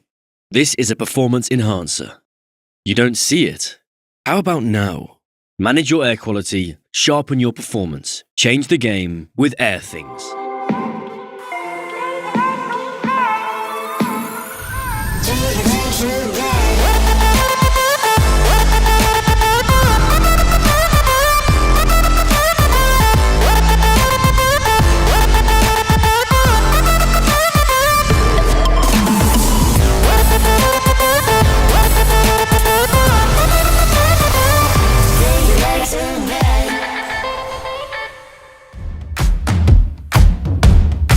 This whole concept of just bulldozing the black king, jumping in there with the queen, and making sure the rook comes in with a ladder mate is everything this chapter is about. Everything this chapter is about.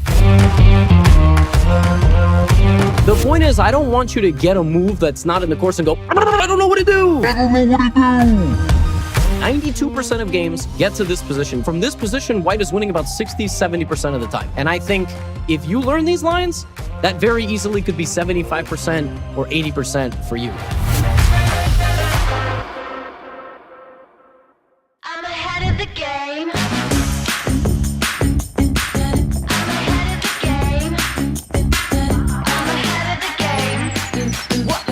Well, the phone is always ringing. I'm caught up on the line. Got a string around my finger. Remember who am I? I'm a boss and I'm honestly off my rocker. But follow me. I'm ahead of the game. I'm ahead of the game. I'm only ever slinging. I'm working overtime. Got a song and I'm the singer. The melody, the vibe.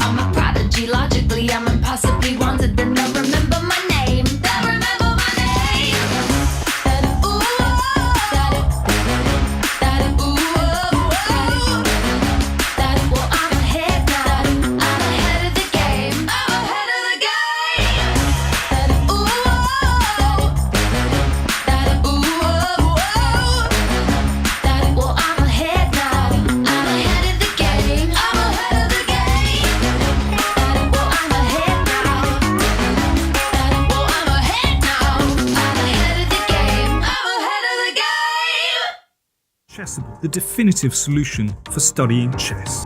Choose from one of the largest online chess libraries in the world, with hundreds of titles ranging from classic books through to our exclusive Chessable courses. Welcome everybody. My name is Jan Nepomniachtchi, former world chess champion. Are starting a new course here for Chessable. A very special Chessable course. Master your chess with Judith Bolgar. You know what? I learned a lot.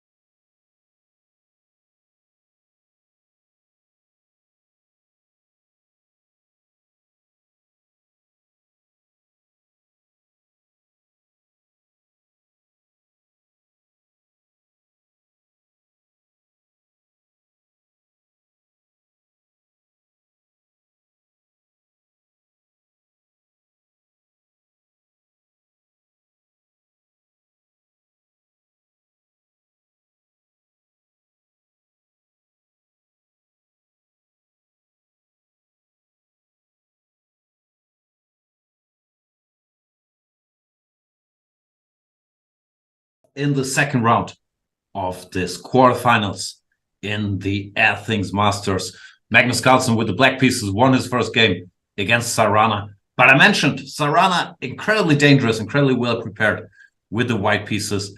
Always plays the same systems, or plays the same systems a lot. And here we have one of his pet openings, the 4e3 Nimzo, which he handles incredibly well. Bishop d3. And if d5, he goes a3. If c5, he goes knight e2. He has millions of blit games in all these lines, which I've studied thoroughly. He's my go-to guy for the system.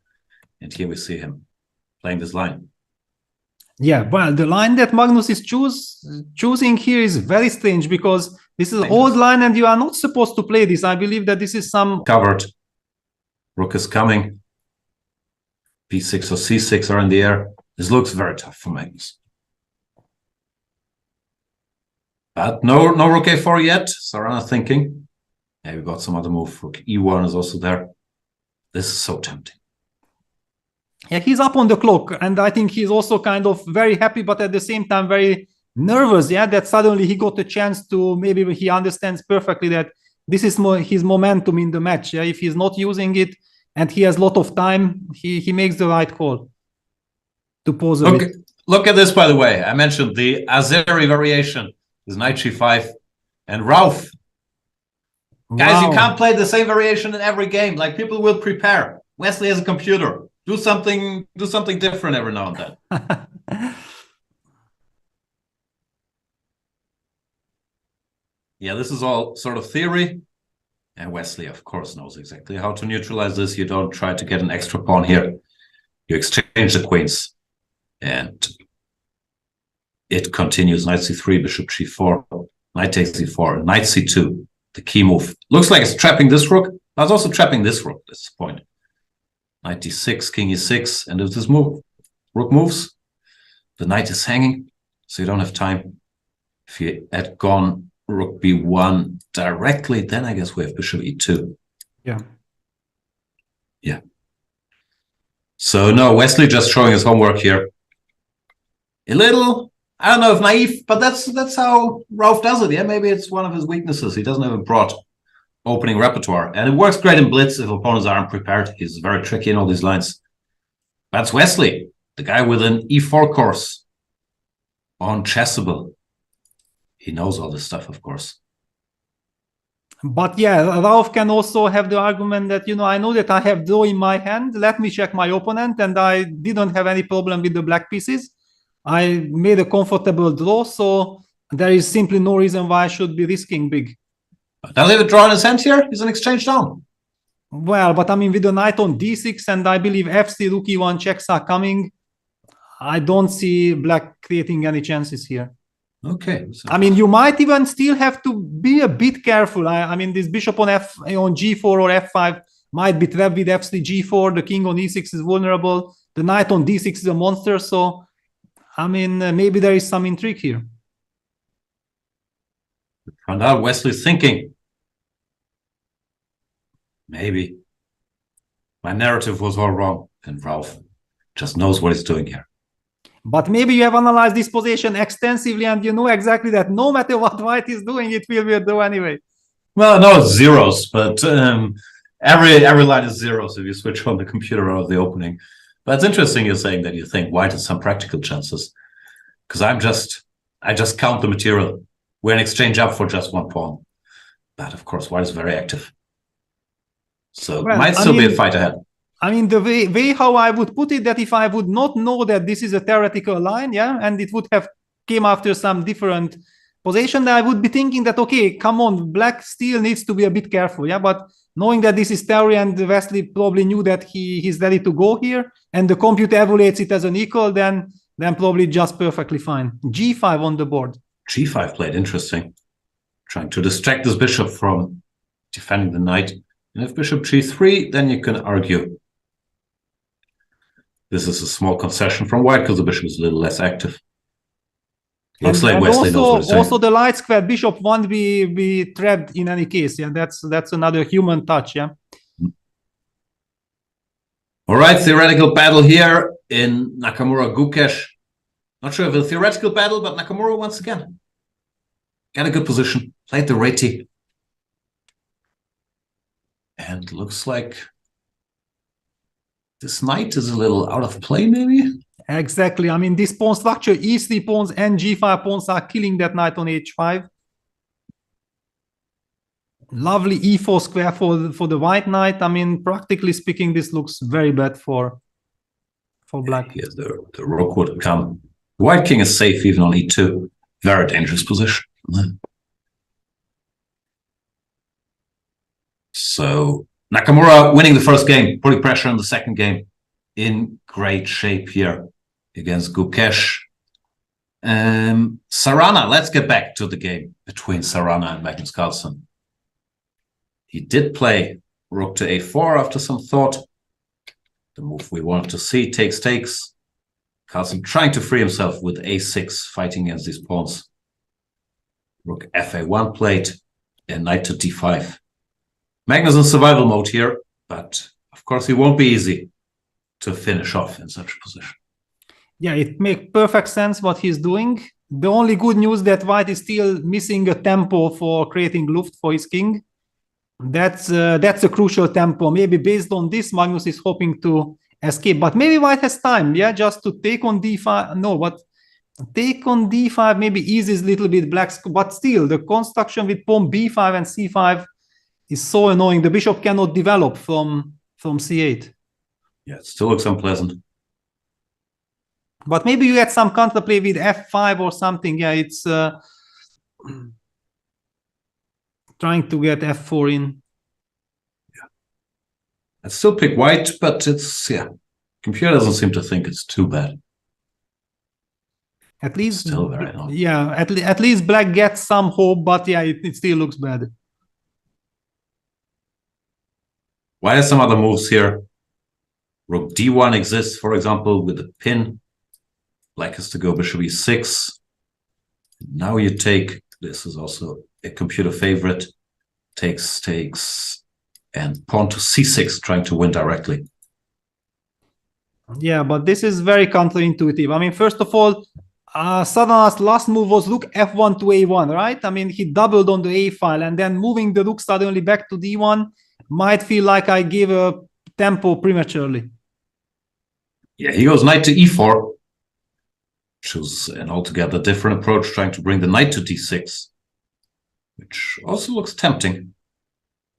Can't be not in love with it. Because of rook b8, which Carlsen plays, yeah, the world champion. Now he's very focused. He understands he's in danger. And rook b8. The point is after knight d6. Apparently now you're in time to go bishop d7. Cover this pawn using the pin. Staying in the game. Yeah, this is actually a big step forward for Magnus, because now there are real chances that he can get out of the box. Yeah, and it was so unpleasant. But now this bishop d7 is a threat. Yep. Looks like he might hang in there. Yeah, and it will be a very big regret for Sadana. I mean, such a great chance, risk-free advantage, and Magnus, I mean, simply there was no way how Magnus could have solved his problems, but now exactly with rook b8, bishop d7, he might be exactly in time to solve it. Yeah, you can see on Sarana's face something's gone a little wrong. Doesn't look happy. Alexis Sarana, who, yeah, I think he's pretty much, it's his main job to play all these online tournaments on chess.com mainly. No, and he's very good at it, so I think it's a solid source of income from him. I heard he had to adjust his entire daily routine. It's like in the old days playing poker when you have to play late at night with the Americans. He gets his caffeine, gets up late, and is ready to play at late hours. But very, very strong online player, Alexis Sarana. Here he's playing the world champion, however. Yeah, now I don't really see, because, okay, we definitely don't want to push b5, b6, because then black will set up a lovely blockade with bishop d7, c6, and black might be the one eventually pushing because the construction is super safe. Yeah, and takes also doesn't really help. Just BA activating. Exactly. All of a sudden you have weaknesses. I mean, I'm kind of shocked, yeah, that how quickly Alex played this move knight e4, because it just feels wrong. Bishop way back, knight d6 played.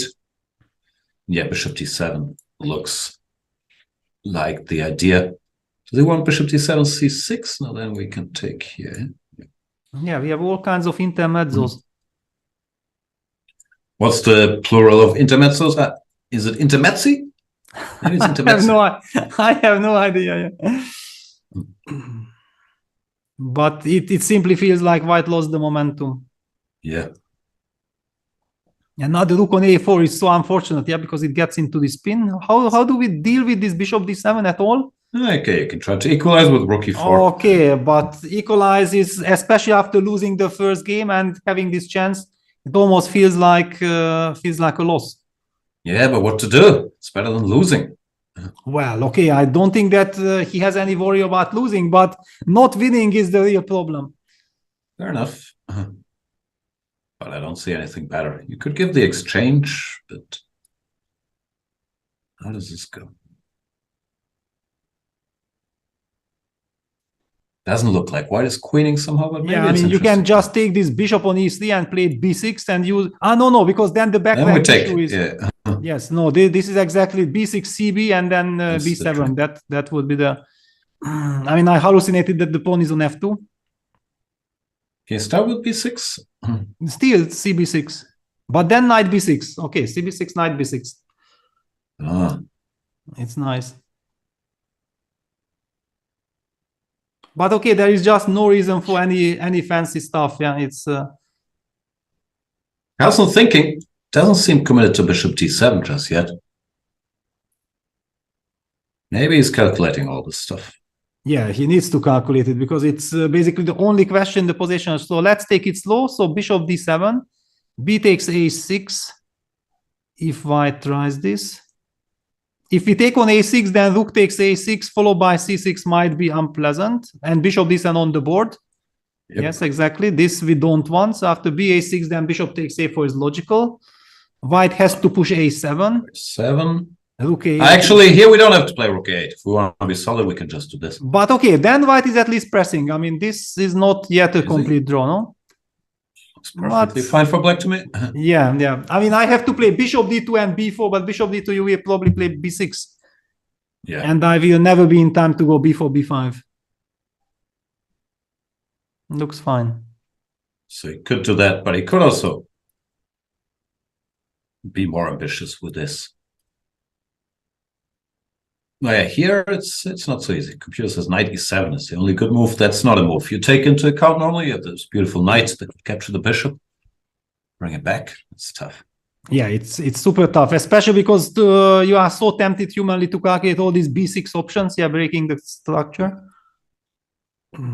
I would guess Magnus has seen he has bishop c6 if he needs to, and then he will think more if this gets on the board. He's very practical too. No need to overthink it before it happens. And yeah, ba on the board. Only way to keep it going. Bishop a4, a7. Now he will think rook a8 or bishop back. Exactly, and Magnus still has 5 minutes. Sarana also very focused. Yeah, he knows that this is so important. I mean, if Magnus survives this game, and it looks like, then he will have a chance to finish the match with the white pieces in the third game. Yeah, that's I think also the reason why Magnus always loves to choose the white color in the first game. Even when he's black the first game, he often plays some sharp opening, trying to win the first game and then bring the match home. And he's thinking, if you lose, okay, so there's two whites can make it back. Let's see what he chooses here. Big moment. I would guess bishop c6 actually. Yeah, very professional. Bishop c6, super professional. On the other hand, maybe Magnus might smell some blood. Yeah, and he goes for rook 8. He goes rook 8. Yeah. And knight e7. And knight e7. He's too good. Wow. He's too good. Said this is a tough move. Not for the world champion. The knight gets rerouted to c6 to fight against the a7 pawn. I think it's some kind of a common theme, no? That the most easiest move to be missed is a knight retreating move. And knight I also d5, struggle with like diagonal queen retreats. They're also tough for me. Yeah, but this knight d5 back to e7 and then going knight c6, because the point is that after knight c6, white will have to play knight b5 protecting the a7 pawn, but then his construction loses all its dynamics because there is no more b4, b5. Yeah. So it's basically, if after knight e7, white could jump with his pawn from b2 to b5, it would be game over. But with black being able to get knight c6 before white pawn gets to b5, then black is super safe. Yeah. So white has to make a luft or play king f1 to avoid the back rank mate. Sorry, after knight e7, king f1, knight c6, and the stupid knight is standing in the way. Black is just in time to activate. Apparently black is not better. It looked like black was better to me, but apparently it's still equal. Yeah, but I mean, one thing is clear, that black is out of the woods. Yeah. I mean, also this f6 bringing the king. I mean, somehow there is so much harmony in black's position. Exactly what we were missing, and we were claiming white's pieces were so perfectly placed before. What a turn of events. Does world-class play from Magnus, gets into trouble, but then finds all the only moves to make it a fight, really. This 95 was the best move. 94, he spots his rook b8 idea, and then bishop d7. So hard to beat the guy, even from a great position. Yes, Arana will regret his knight e4 move. Sure. Unless he wins. It doesn't look like. Yeah, very hard to imagine now. Because also we can never take the beast. I mean, just to show this king f1, knight c6 line for a second, that if white opts to take on b7, then okay, you have rook d7 slow, yeah. or whatever. Yeah, this, and yeah, you can't keep the construction. Exactly. The knight on c6 covers everything. So tough call for Sarana. Okay, king f1 is kind of logical, but simply knowing where it leads, it's the sad part. So you don't want to make any move. Let's have a brief look at the other games Erigasi Firouzja, it's the same theme almost as in the last game with this G3 slightly weakening the squares. But does this work for Alireza? Computer saying black is in trouble. But this is looking super dangerous for white. Yeah, I mean, what is it? And only 2 minutes 30 seconds for Arjun. Looks very dangerous with knight f4 check and bishop e4 threatened. Knight h2. Apparently, this all works for white. Yeah, we have an engine running saying that this is fine. I mean, even when you are reading the engine, I mean, the moves, you are not sure if this it still looks dangerous. Yes. But he plays knight h2. Erigasi doesn't need an engine running. He's calculating himself. Yeah, but I mean, after fc, yeah, then bishop takes. This is a sad news that black has to take bishop fc before going for knight f4 check. But I mean, king f2, knight h3 check. Will you ever consider the move king e2, giving up the g3 pawn like that? I think you do. Like king g2 repeats after knight f4. So you have to consider it. It's just unclear. You think you're better here. But I wouldn't be surprised if this happened. Because Arjun has won the first game. It means that, of course, if he wins, that's huge. But he might also think like, okay, safety is enough, and he goes for rook e4. Queen e4. I just take. Yeah, I didn't want this. Okay, interesting. Gets rid of all the attackers, but has to give up his rook. Well, it's the human approach, yeah. Getting rid of all the dangerous pieces. The pawn on g5 is kind of falling, maybe. I mean, how do you protect? If you can trade the d4 pawn for g5 pawn, then we know that somehow with this blockading bishop on b5, pawn on a4, and we have the 2 versus 1, maybe actually white can play some long game.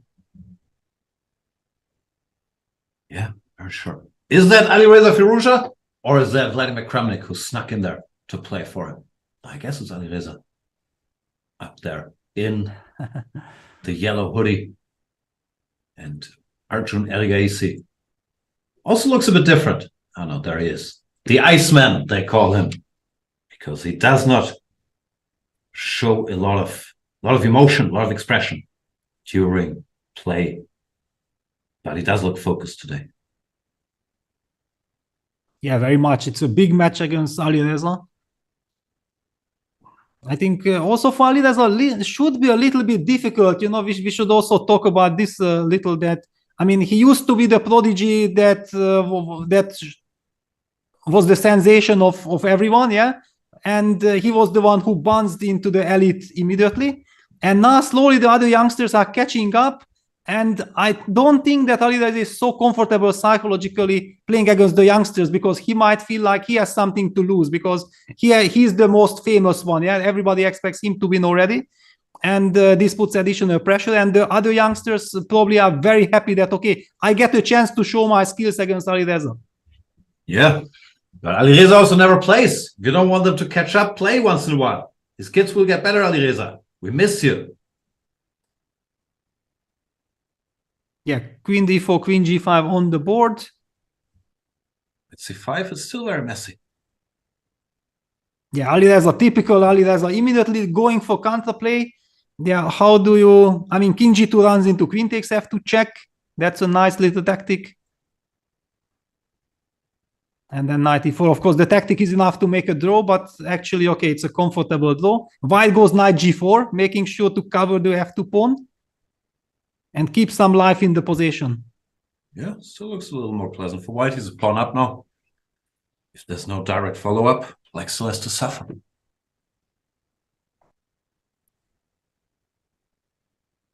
But in any case, this biggest drama has passed here. It's a technical position. What about Hikaru? There's a bunch of drama on the other boards. Nakamura is better with his rook so active, but Gukesh is also activated. What's going on here? Yeah, well, I mean, it seems to me like it's probably one of the best positions for Gukesh, because he looked completely busted, but now he has some practical chances. And probably Hikaru is going crazy that he haven't yet won this game, because it looks so winning. Still looks winning. Pawn up and some attack here, but apparently it's not so clear. Well, but also against the king on e2. Yeah, don't forget about this rook a2 check, king f3, knight h4 checks, rook a4 checks, whatever. I mean, there are millions of checks. We are not exactly sure if this king will hide comfortably. Apparently, this is the move. Yeah, not letting the... And then knight h4 check, rook a2 would be checkmate. Look at this. Knight e5, knight h4, king e2, rook a2, checkmate. Just to highlight what a crazy position this is. Tough move to spot, but maybe it's doable. You don't want the king to escape, so you cut it off.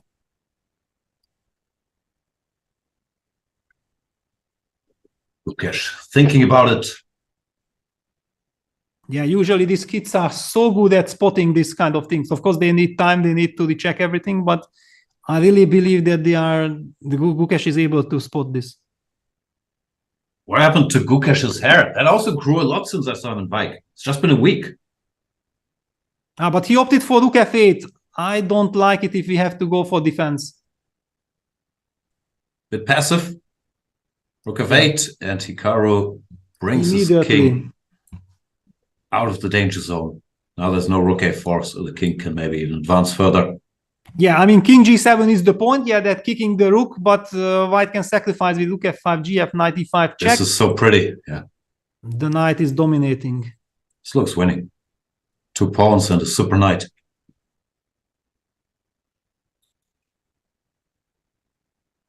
Wesley, meanwhile, I believe, drew his game. That's what I'm expecting. His game disappeared. But what about Magnus? Yes. It was a draw. Yeah. Wesley did draw. Yeah. He knew what he was doing there. And maybe Ralph took the draw too quickly. But anyway, that game is over. And Carlsen with the black piece against Sarana. Down to 40 seconds. I think this is the moment when we will see dramas. Yeah, because the 3 seconds are not always enough if it's a complicated position. That's how we felt during the World Championship match. You need 4 seconds if it's complicated. H5. H4, H5. Very nice. GH, King H7, breaking the white structure here, using his king. Using the fact that all the white pieces are sort of bound. No, you can't move the knight, you can't really move the rook, the bishop. Hard to improve.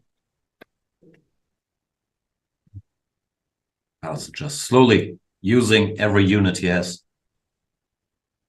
Yeah, at some point white has to go rook d2, yeah, on the board. Just, yeah. I mean, especially because the time is ticking down, you have to, okay, knight takes a7 is a big question, that how do you proceed? Because the bishop on c6 is hanging. Maybe back. No, then okay, somehow. Yeah. Then bishop d2 check. That's checkmate. No, that's checkmate. Okay. I can still take on h5, just I blundered the mate, of course, but king h5, I'm not losing yet. I'm absolutely crazy. Knight c7 played. Knight a7, knight c7. He didn't go knight. He didn't go rook a2. Rook a2, you start with king h5. Yes, you can start with king h5 and there's no more checks or checkmates. So he went knight to c7. Hitting the rook. Worst case scenario you can take, but Magnus will want more. Magnus went for rook g8. G8 gives up the e5 pawn, and after bishop e5 he captured on b4. Fair enough. Magnus has good nerves because the knight is now a little stuck on a7. King g3, allowing the check might be a mistake. Yeah, this check is played instantly by Magnus. King h5. Now this pawn is hanging. Yeah. World champion. He's good. Yeah, there's rook g8 covering the g7 pawn. But okay, now it's dramas. All about drama. 6 seconds against 13. A lot of time. He'll play f4. Yeah. They're so experienced, these guys, playing bullet online. 6 seconds. It's like half a game. Rook d5 check g5. G5, yeah. No chance. The bishop can't move. Is this checkmate? Or almost checkmate. Yeah, this is now hopeless. F3 or knight c6. Yeah. F3 plate. Yeah, basically this is now designs. King G1, and now the other rook comes for the final blow. Or rook E4, just as good. Threatening Yeah, checkmate King here. G4. This is the human touch. Just a little bit of human touch. It's enough, yeah. I mean, it's hopeless. King F5. Ain't afraid of no ghost. The rook is hanging, so there's no discovered check. And after rook D1, you can even take on E5, ending the game. That's it. Wow, Magnus takes a 2-0 lead. Sarana doesn't want to let the game go, but if he has a look around and starts counting the pieces here, he will see that things haven't gone exactly well. Probably Magnus. These are the moments when the 3 seconds are huge. Yeah, here. It's more than enough. Doesn't want to resign, which is understandable. But there's not a lot of hope here. I think Sarana is playing for the public, not for himself, because he knows exactly that this is lost. Even the public knows this is lost. And yeah, King F4, that was enough. The king comes here. The pawn will eventually queen. Carlsen takes a 2-0 lead. Now only needs a draw to wrap up this match against Alexei Sarana. Oh yeah, got a great position here. Put up a great fight, but in the end, the world champion. So precise, survived. Wow, and Erigaishi has beaten Alireza Firouzja, so also there is a 2-0 again lead.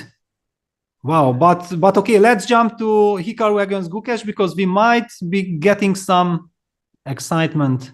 No, Nakamura just winning also. The favorites, or I'm not sure if we count Arjun as one of the favorites, but they keep dominating here. We'll have 3 2-0 leads. This is over as well. Rook D6 coming. And Gukesh does resign because this pawn can't be stopped from queening king anywhere. Rook D6. And the pawn promotes. Nakamura! Up to 0. Yeah, showing who is the boss. 3 bosses so far in these quarterfinals. Erigaishi, Carlsen, and Hikaru Nakamura all up to 0. That leaves us with one match that's tied at 1-1. The encounter between Rauf Mamedov and Wesley So, where they ended this game sort of early after this interesting theoretical battle here. Yeah, but it was somehow quite logical because yes, because the knight on d6 is kind of hanging. You can never move the bishop to somewhere else, and then, but you are exchange done at the same time. Yeah. And what about Alireza's game? Let's see how did that game end? Because okay, White was pressing, but he ended up where being did it go up. wrong? So we saw knight g4. We said it's not so easy to play. It's already pawn up, queen f5, queen d1, going for counterplay. But apparently had to find this move, queen c5, trying to save the game in an endgame. Yeah, it's a very special move, yeah. Yeah, looks very logical, but apparently there's not enough attack. Bishop c4. And now I had to switch to defense. Arjun stabilizes. This is hopeless with the extra attacker on the light squares. Now the black had to go passive. Yeah, this is hopeless. And also some knight h6 will come at some point. Yeah, that's Here it is. Yeah. Bishop f2, Alireza. Of course, resourceful, hoping for queen f2, queen d5. But knight f7, bishop d4. It's a typical thing. Whoever has a safer king, it's not even so much about the pawns, but with these opposite color bishops, just has such a head start here. King e7, apparently, maybe the last nail in his coffin there. King c7 trying to run away. Was more resilient. But still, king c7. I believe they were down to few seconds on the clock. Yeah. So. Looks like there was some drama here. Just refused to enter the square, which the computer keeps mentioning it at every move. Here after king e7. This was the last chance because now after knight d8, a piece drops in the time trouble. Alireza, one of the, if not the best bullet player in the world. Get confused here. If you have to defend these unpleasant situations, very hard, very, very hard to hang in there. King c7, and black is still in trouble, but the game continues. After king e7, knight takes d8. There's nothing to talk about. King d8, queen f6. If not, the knight just moves somewhere. So Arjun, up to 0. Yeah, very impressive Stuff. stuff. I mean, we have seen it was, maybe we can just see the opening or something, that how if the games are not yet starting, because it got out of control at some point. Yeah, there was, I want to see who sacrificed what, because Not it's the a most very exciting slow, of openings. Just a slow burn London system here. yeah, but then at some point it heated up, and I'm curious to understand. Some bishop takes d6 happened. Alireza missed this shot. Yeah, he missed this shot, or maybe he was provoking it. He lost the first game. He felt like he needs to disbalance things, but I feel like with this b5 square, white should be the one putting pressure here. That's what happened. Disbalancing failed. Yeah. He was resourceful as always, made it a fight. But Arjun, we've seen this here with the practical decision rook e4, so this f3 that computer wanted. Yeah, always kept a bit of an edge.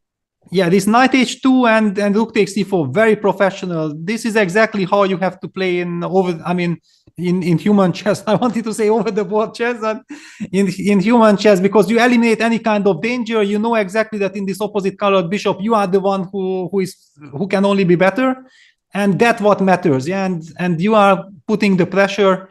So difficult, so tough to defend these things. Yeah, good job by Erigaisi. That leaves us with only one match tied at 1-1. Rauf Mamedov, the great outsider's hope, but he is facing Super Soul and Wesley, who might not win every game, but he doesn't lose a lot of games either.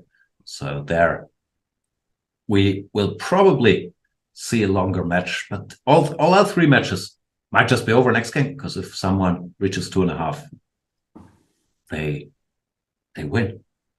We'll be back with maybe the wrap-up round for the favorites here. Magnus Carlsen and Hikaru Nakamura. Erigaisi also up to 0 with a shot, while Mamedov so tight at 1-1. Thank you for watching the Airthings Masters here on the, what channel are we on? The Chess24 GM channel? Because we are Grandmasters. They don't take that title away, Peter. And we're lucky. And it doesn't look like much, but neither would a Sicilian defense to the untrained eye. This is a performance enhancer. You don't see it? How about now? Manage your air quality, sharpen your performance, change the game with Airthings.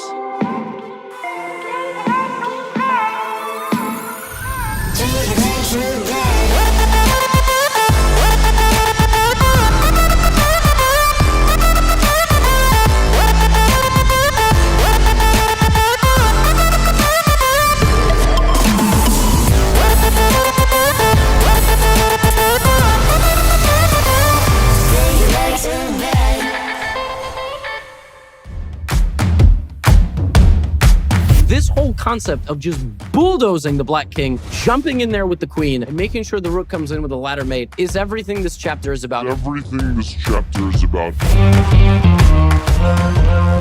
The point is, I don't want you to get a move that's not in the course and go, I don't know what to do. I don't know what to do.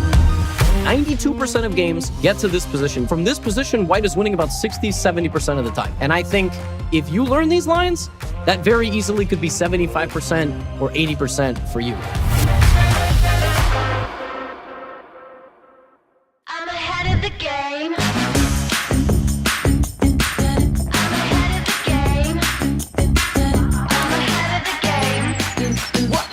Well, the phone is always ringing. I'm caught up on the line. Got a string around my finger. Remember who am I? I'm a boss and I'm honestly off my rocker, but follow me. I'm ahead of the game. I'm ahead of the game. I'm only ever slinging. I'm working overtime. Got a song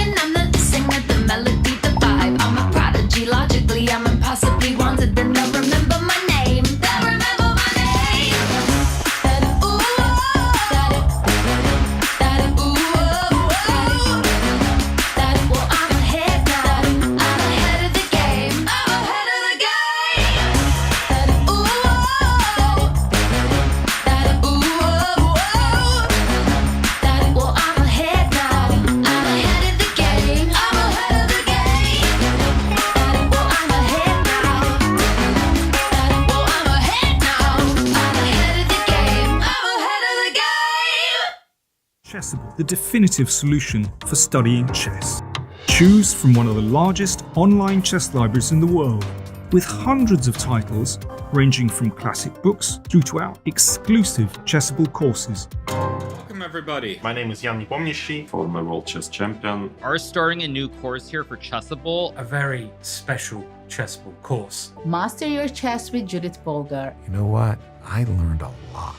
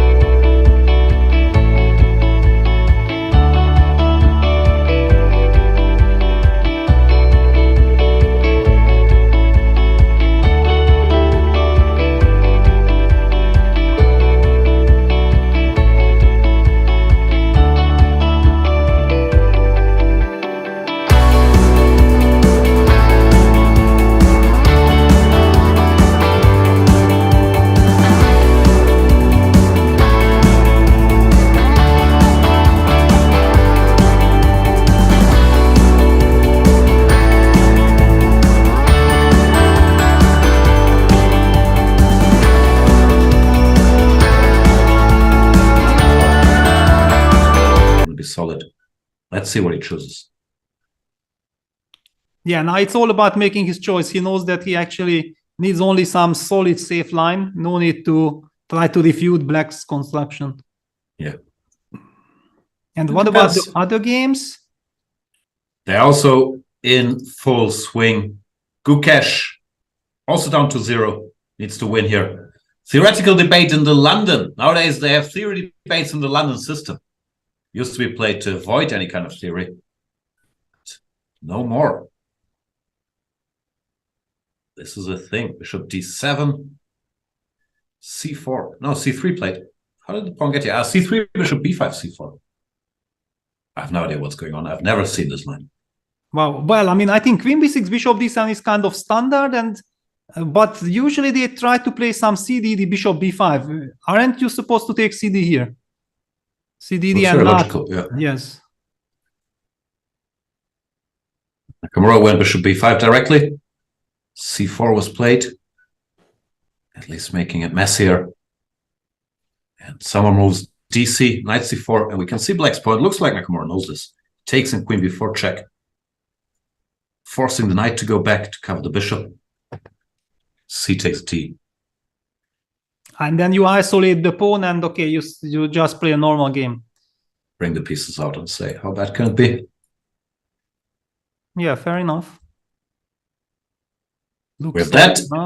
And we have Alireza in another must-win, choosing a very sharp line here as well. Nowadays a must-win. They don't even play 1e4. They play c4. I mean, knight e4, there is a history behind knight e4. That was a shocker novelty by Lichao against myself in our match in 2015. And that was a very special novelty, and I spent something like half an hour dealing with that move, knight e4. But now already it's known, and look at these players are blitzing out this c4 and b5, all this craziness. Yeah, c4 means to b5, b3, bishop g7. Archer seems to be well prepared for this turn of events. He went c4, e6 against Giri in Vike, but clearly he can do other things as well. He's showing his range here. Knight e4. Sharp position, but Black seems to know what he's doing. Bishop b2. Exactly, because I remember very well during the game, it was one of the lines that I considered, yeah, and it looked too messy, and I believe my opponent that okay, he prepared it. I don't know the computer evaluation, so I prefer to play something solid. But if you are prepared with computer, then you might be able to go into this big jungle. He's thinking, however, maybe he's not prepared that deeply. But I mean, if you play c4 and b5, it means that you knew that c4, b5 was the right direction. You might not know all the details, but this knowledge can actually help you navigate you. Sure. He got here, but now the first move seems to be knight db4, which is not obvious to me. I mean, you force the queen away, but your knight is also on a strange square. It looks more natural to take. But then, but then it's a little bit loose, because the c4, b5, it's a very committed construction from Black. If you are not able to justify it, then you can end up, and there you go, knight db4. This is modern chess. These kits are really strong. It's all right. Queen c1 takes castles. So what's the difference? Well, now bishop f5 will come with tempo, maybe. Yeah, that might be a very important moment. Because every tempo counts, and if white has to take bc, then also rook b8 comes, then some new dynamics appear. Archun. Very ready for a fight here in the third game. In the meantime, we have this line that I mentioned earlier. Wesley also did some clicking during the break, and now he goes for the critical line. And when Ralph repeats this stuff, but I think it's a playable line for Black. I couldn't find much here. Knight e2 is the most ambitious move. Knight d5 is what I showed earlier. Returning. I'm just assuming everybody watches every second of the show. But yeah, this is a highly theoretical line. Knight e2, the most ambitious approach, trying to stay in exchange up. And Black has to decide what he wants to do. Bishop a6 is a move. Bishop d7, d3. I checked this position. I can't remember details. Was it some weird stuff like this and this, maybe? I know computer likes it at first for white, but then it drops, as it often does. Let's see if Ralph is still familiar with this. Yeah, I mean, one can really feel the potential. I remember when I was commenting at this game, Dingliden against Magnus Carlsen, I was shocked because Magnus only needed a draw, I believe, in that game. And wow, you play like this for a draw. And then I realized that, wow, this is a super sharp move per move line. Might actually be suitable for such purposes. Yeah, it's very forcing. But it looks like 92 took Mamedov out of book, which is bad news because it's not so easy to find your way through this. So you might be under some pressure here. I think, yeah, memory serves d3, g4 is where I got stuck. You have other moves. The bishop a6, bishop c6, and the bishop escapes. It's still messy, but I think I like this d3, g4 better if I recall correctly.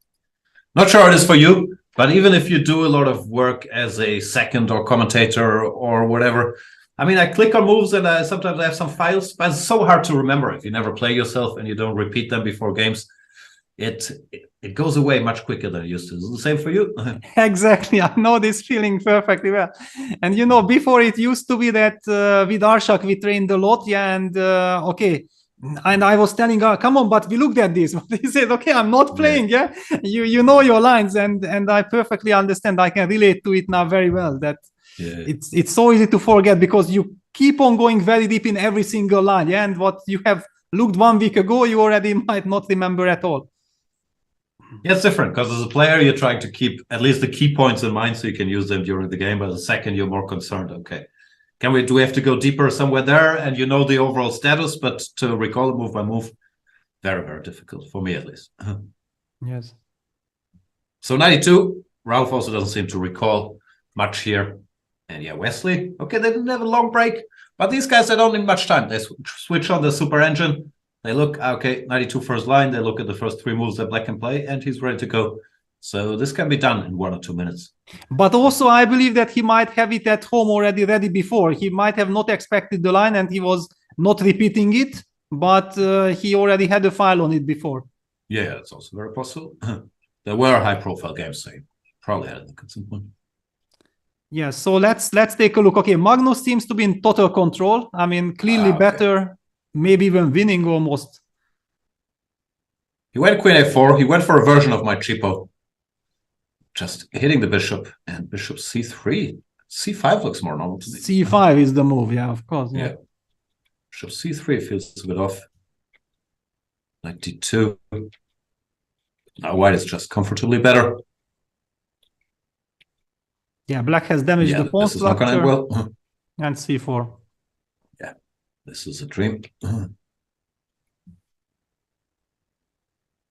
Normally you're a pawn down in such positions. You have to sacrifice a pawn here. He's not even a pawn down to get this. This is... Yeah, actually, this might even be 3-0 because sometimes people just want to secure the match victory. But I believe that Magnus in such a dominating position would believe that it's a sign of a weakness if I don't make good use of my chances. I see him converting this.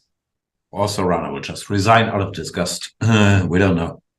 But yeah, this looks horrible. Then in Gukash Nakamura, as expected, the position stabilized. Nakamura once again is fine. He's hard to touch in the openings. Like he has a narrow repertoire with black, but he's very hard to get into too much trouble because it's so solid. And of course, he's repeated all the lines, I'm sure, many times by now. He's fallen for all the tricks there are in his repertoire. So at this point, he's becoming more and more untouchable. He can just keep doing it.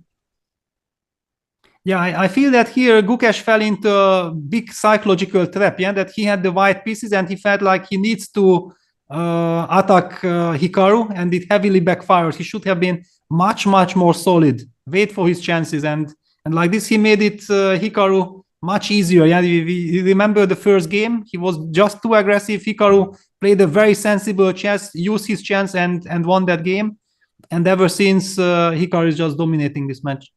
Yeah, here he simplifies further, takes and goes g6, which also looks very solid with opposite color bishops. These pawns aren't really moving because they would always leave too many weaknesses. And black can one day maybe even dream about some e5. Nah, looks fine for black. So it looks like Gukesh will also have a rough time coming back. Maybe this position is the most exciting currently. Where Wow, Arjun computer Erigaisi- says queen d4 wins for black. Can you believe this? Queen d4 wins. It's a very stylish move, but it's so easy to miss. And what is it? Shocker. There's a nice move. Look at this. White last move was knight fc to h4. Trying to win a tempo, hitting the bishop on f5, and this bishop on f5 was a monster hitting on the knight on e4, but this queen d4 and takes. And knight 6 takes d4. And it's a double attack on the rook and the pawn on b3. Just game over. And after queen d4, you can't play knight c3 back because knight c2, then you open up the diagonal of the bishop. He can spot this. This would be really bad news. Or this could just be the end of the match. Well, definitely, and he has 10 minutes. Yeah. And the point is that if you don't spot queen d4, then you have to make some very ugly move. The knight on you're in b4 doesn't trouble. really have a good retreating square, so I mean, you are looking for some extra measures, yeah, because this is terrible. But how could Alireza have missed queen d4? And it's on the board. It's on the yeah. board. That's it. Alireza in trouble. In real big trouble. Arjun. I'm not sure. This might be his happy face. Looks very focused. Alireza. He can't be thrilled. But the way things are going here. Down to 0. Lost position. Wow. Looking sharp. Well, and actually how to continue the battle, because the queen on b2 is hanging. We can't trade on d4. Rook b1, is that a move? But then also you can just take on... Same idea now, like something takes. Does this continue? CP. There's knight a3 as well. No, it's just lost. Knight a3, rook a1, and b4. Oh my god, bishop takes 8, knight takes b3. What? Okay, this is stylish. What's going on? Yeah, this is style. Rook a2, rook a8. The pawns just win, yeah? Never seen something like this. Black knight on a3, knight on b3 sitting, pawn b4, c4, a5, a4 coming. Was this forced? Do we have some easier way? Not really, yeah? Like, this was the way. This was the way. I mean, CB is possible, but then bishop a8 is not clear. Okay, so he has to try this maybe. Yeah, but it's also very sad. Yeah, I mean, okay, it's you know that you are trailing 2-0 and you are hit with a queen d4. It's total cold shower. Your heart stops. Yeah, you need to find the breather or whatever. I mean, oof. Even I'm feeling like, you know, I'm knocked out with this queen d4 punch. Yeah, took a lot of risks here to get a sharp position. He did get a sharp position. But Arjun, very up for the task. And now, can only choose his poison. Long castles, yeah. That's a cute move, at least. Wow, long castles. I mean, any move which does not lose on the spot is good news. But I mean, we are trailing the match and we have to defend some terrible position. It's also a catastrophe. It's not great, but at least this rook is always hanging, so there's no like direct. I mean, okay, but draw is meaning a loss of the match, yeah. So it's yes. Basically the match is over. The game might not be over, but the match is. It's gonna be rough to win this for Alireza. Right, it's a knockout he punch. Look thrilled. Wow, can we just take it step by step, the last 3-4 moves, just to get the feeling of what happened here? We saw this knight d4, very important tempo move. A3, and instead of retreating, he counterattacked. Bishop f5. Yeah, now after a b4, bishop e4, black solves all problems, but white is probably not worse. Maybe I have to try this, yeah, objectively. Castle. Yeah, but it doesn't really suit the match situation, so he wanted to heat up the battle with knight h4, but it ran into queen d4. Yeah. Too much heat.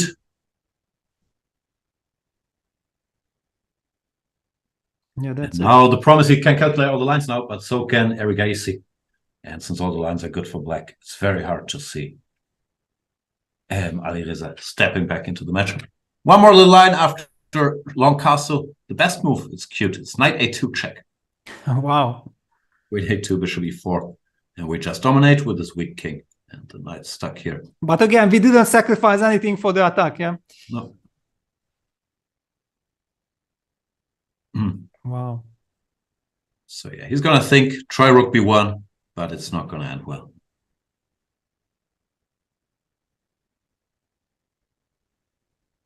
Yeah, this is completely crazy. And what about Magnus? Magnus sacrificed the exchange. Is he trying to play for the galleries? The position is so wonderful. Queen c7 coming. There's queen c7, queen g6, stopping the checkmate threat. E takes f, g takes f. How do you wrap it up? G4 is classy. Yeah, but bishop d3. But I mean, in general, the position looks overwhelming. Yeah. So this guy, if we don't checkmate, we can push the a pawn. But okay, of course, if you are able to open up some file for the rook, so that's why computers EF, GF, G4 is so brutal, not allowing any counterplay. Because bishop d3 can be met by queen f7, and maybe you are kind of holding. Still fighting. Yeah, yeah, it's terrible position, but yeah, I mean g4 is a killer blow. f3, g3. And nothing moves, nothing happens, and the a pawn queens. Black is paralyzed. That's cruel. But okay, this EF, GF, G4 sequence, even for Magnus, will require some time. It's not so obvious. Well, he can also go GF, no, if he wants to. Yeah, I mean, he has so many tempting options. Keep it simple. Yeah. No, I don't know. Check, let's say. Yeah. Black position is just too bad, and white only needs a draw. But hang on, if queen f6, then how you know? I'm playing for a draw. Okay, this you can. Of course, I mean, such a hopeless situation that I can only beg for a draw, beg for mercy. Exactly. Yeah. No, this is hopeless. But Magnus not gonna repeat. He will just destroy this position. It's more likely. So it looks like Airthings and Carlsen are breaking through here. Rook b1 was played as expected. Bishop takes e4, and this sequence. Yeah, this spectacular sequence. Yes. We might see this. We were checking earlier. King d1, knight takes, bishop takes. Yeah, this is on the board. And knight takes a3, the killer blow. Rook a1, pawn to b4. And then bishop takes 8, knight takes bc. I don't know if it was the only move. Maybe just recapturing on a8 is also fine, but knight bc is of course brutal. Good, yeah. There's this, and there's also this for the record. Yeah. But no, knight takes b3 is how he's going to play. It's very pretty as well, because white just can't deal with all the threats. Bishop anywhere, a2. Yeah, it's on the board. Knight a3, b4. This is easy for a player of Airthings' caliber. Looking very impressive. So good. Yeah, he's so good at this. Also says 9 minutes on the clock. Especially these small tactics and sharp positions. I feel that's where he excels, really.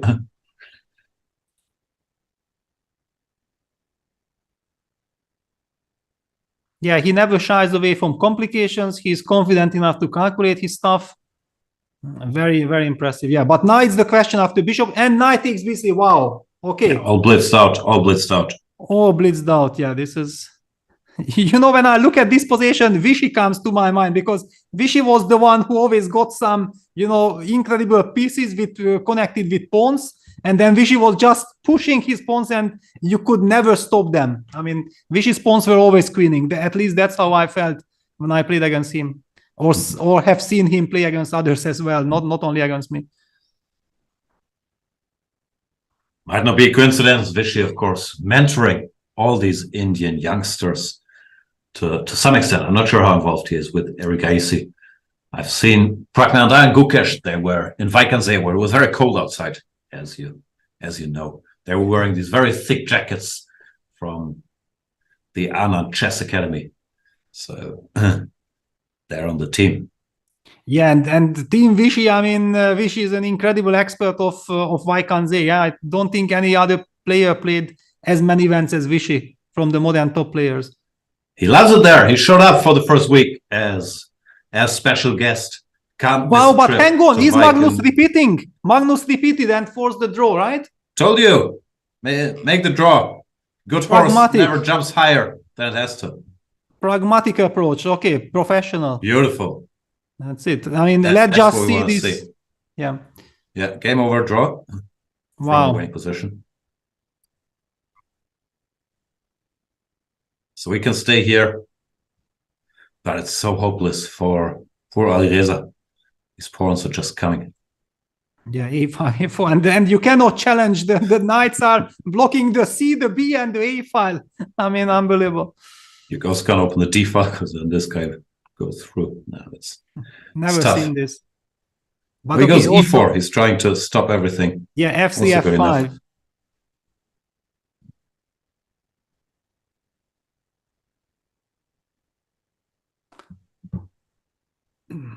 Very, very cruel. F5 takes. Knight G2, maybe even G5. Just. But okay, finally you give me some hope with H4, yeah? Yeah. Maybe G5 is too much. Yeah, maybe it's time to start pushing. Let's this not knight alone overdo doesn't it. do very much. Yeah. Yeah, and then it's very important not to blunder with A4, knight D5, and then suddenly that knight reaches the B4 pawn. Yeah, just to show this F5, FE, FE, yeah? A4, knight D5, and suddenly... No, our pretty construction. Yeah, the only way how white can survive this craziness on the queen side. He won't blunder this. He's going to make some move. Okay, 6. Oh, yeah. No, he doesn't go F5. This was too loose. He does take. Goes A5 now. Yeah, it's good enough. But let's jump to Wesley's position. Look at this. I mean, isn't Mamedov's position looking wonderful? Looks horrible for Wesley. The super bishops, the D pawn. Oh my God! I mean, because and Love is also such a strong tactician and very dangerous in attack. Nothing moves. The queen can never, even after rook d1, you can never capture the d3 pawn due to queen takes g2 checkmate. Wow! Wow! White's pieces are overloaded. This doesn't feel like a material advantage at all. It feels like black has a material advantage with these bishops. Exactly, and there are some scenarios, some bishop takes g3, AG, and queen h8 checkmate, but luckily for the moment it's not possible. But this rook g1, king h1 construction is not safe at all. There's not even threats like for white arrow. Black has all the time in the world to improve. No, Wesley in real big trouble here. Yeah, then he will be in a must-win situation with the black pieces. Not his favorite spot, I would assume. Yeah, with his opening repertoire, I mean, e4, e5, super solid, it's not suitable. He'll do something else, but it's not what he works on, so he'll feel uncomfortable. Yeah, and what about Gukesh Hikaru? Looks like Gukesh in trouble again, no? Yeah. This white king on f2 after bishop takes c3 check, and then okay, you are hanging in there with this knight on f3, pawn g5 construction. If black ever plays queen f5, you're gonna play h3 covering the g4 square, making sure that you won't be checkmated, but it looks very sad. Actually, the problem is that now there are multiple threats, yeah, and your d5 pawn probably will fall, e3 pawn will fall, and black will have the attack because you cannot protect the d5 pawn due to bishop e3 check. Or f e3 check as well. Fe is also very nasty. King g2, king g4. Yeah, Fe you have to play king g3. Luckily, you still have this move. You don't have to design on the spot, but it doesn't look good. This picks up material. And apparently, this is the move. Yeah, but it's a very sad move. King g3. I mean, we know that Gukesh actually needs to win this game to stay in the match, and basically this is like resigns. It's going to be tough. No, not what I would have predicted. 3 walks in the park in this first quarterfinal round. But that's how it feels like right now.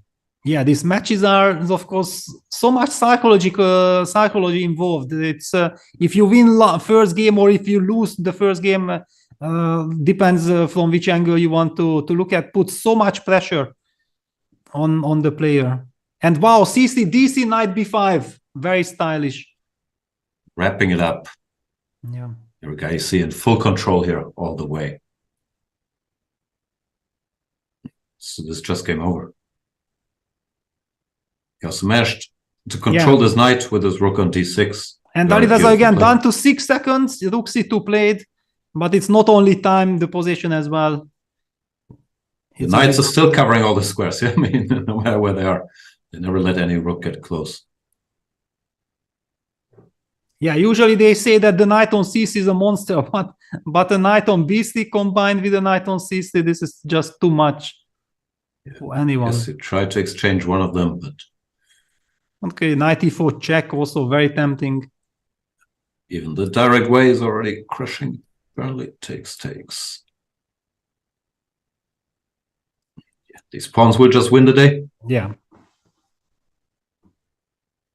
I mean, I like how the engine completely chooses different moves than what I have in mind, but it's yeah, it's effective. Your way was also working. Yes. 94 and a3. That's just common sense. Yeah. Wow. I mean, okay. So Hikaru is winning. Then all the drama is still in the Wesley's match. Yeah. That. See, Arjun, his team engine. He doesn't go common sense. Wow. Rook d2 takes. But I mean, after rook c1, I thought that knight d4 check would be so human, and then you push a3, b3, whatever. I mean, this knight c4 looked too cruel to me. Yeah, fair enough. I mean, I'm not such a cruel person. Yeah, I want to just let my opponent also live a bit. Can you do this? Is there a way to mess up? Yeah, there is. This doesn't work. And then rook c2. Yeah, no, this is not. Rook c2, and we're back in business. Yes. Okay, this he shouldn't do, but he's gonna score it. Yes. No, I mean, a check on e4, but I mean, someone knight d4 looks so much more natural, and it wins, I believe, on the spot as well. Yeah.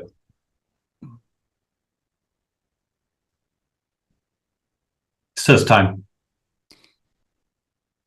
But you know, also this we are talking about human moves, whatever. I have noticed that the human moves, what is the human for us, old generation, is not necessarily the human move for the young generation as well.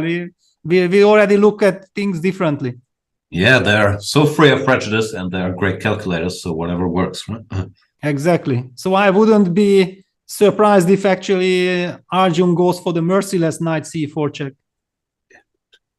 Because my line knight d4 check, king e1 a3, knight takes c3, knight takes c3, rook a1 b3, that would have been my kind of line. Spoils it. King d2. Yeah. That's it. Old school doesn't work. Okay, old school doesn't work. Thank you very much. You have to mix in a little new school here. Go b3. Of course, yeah. To be fair, I have seen this line as well. I'm sure. And Arjun has seen it as well. On the board.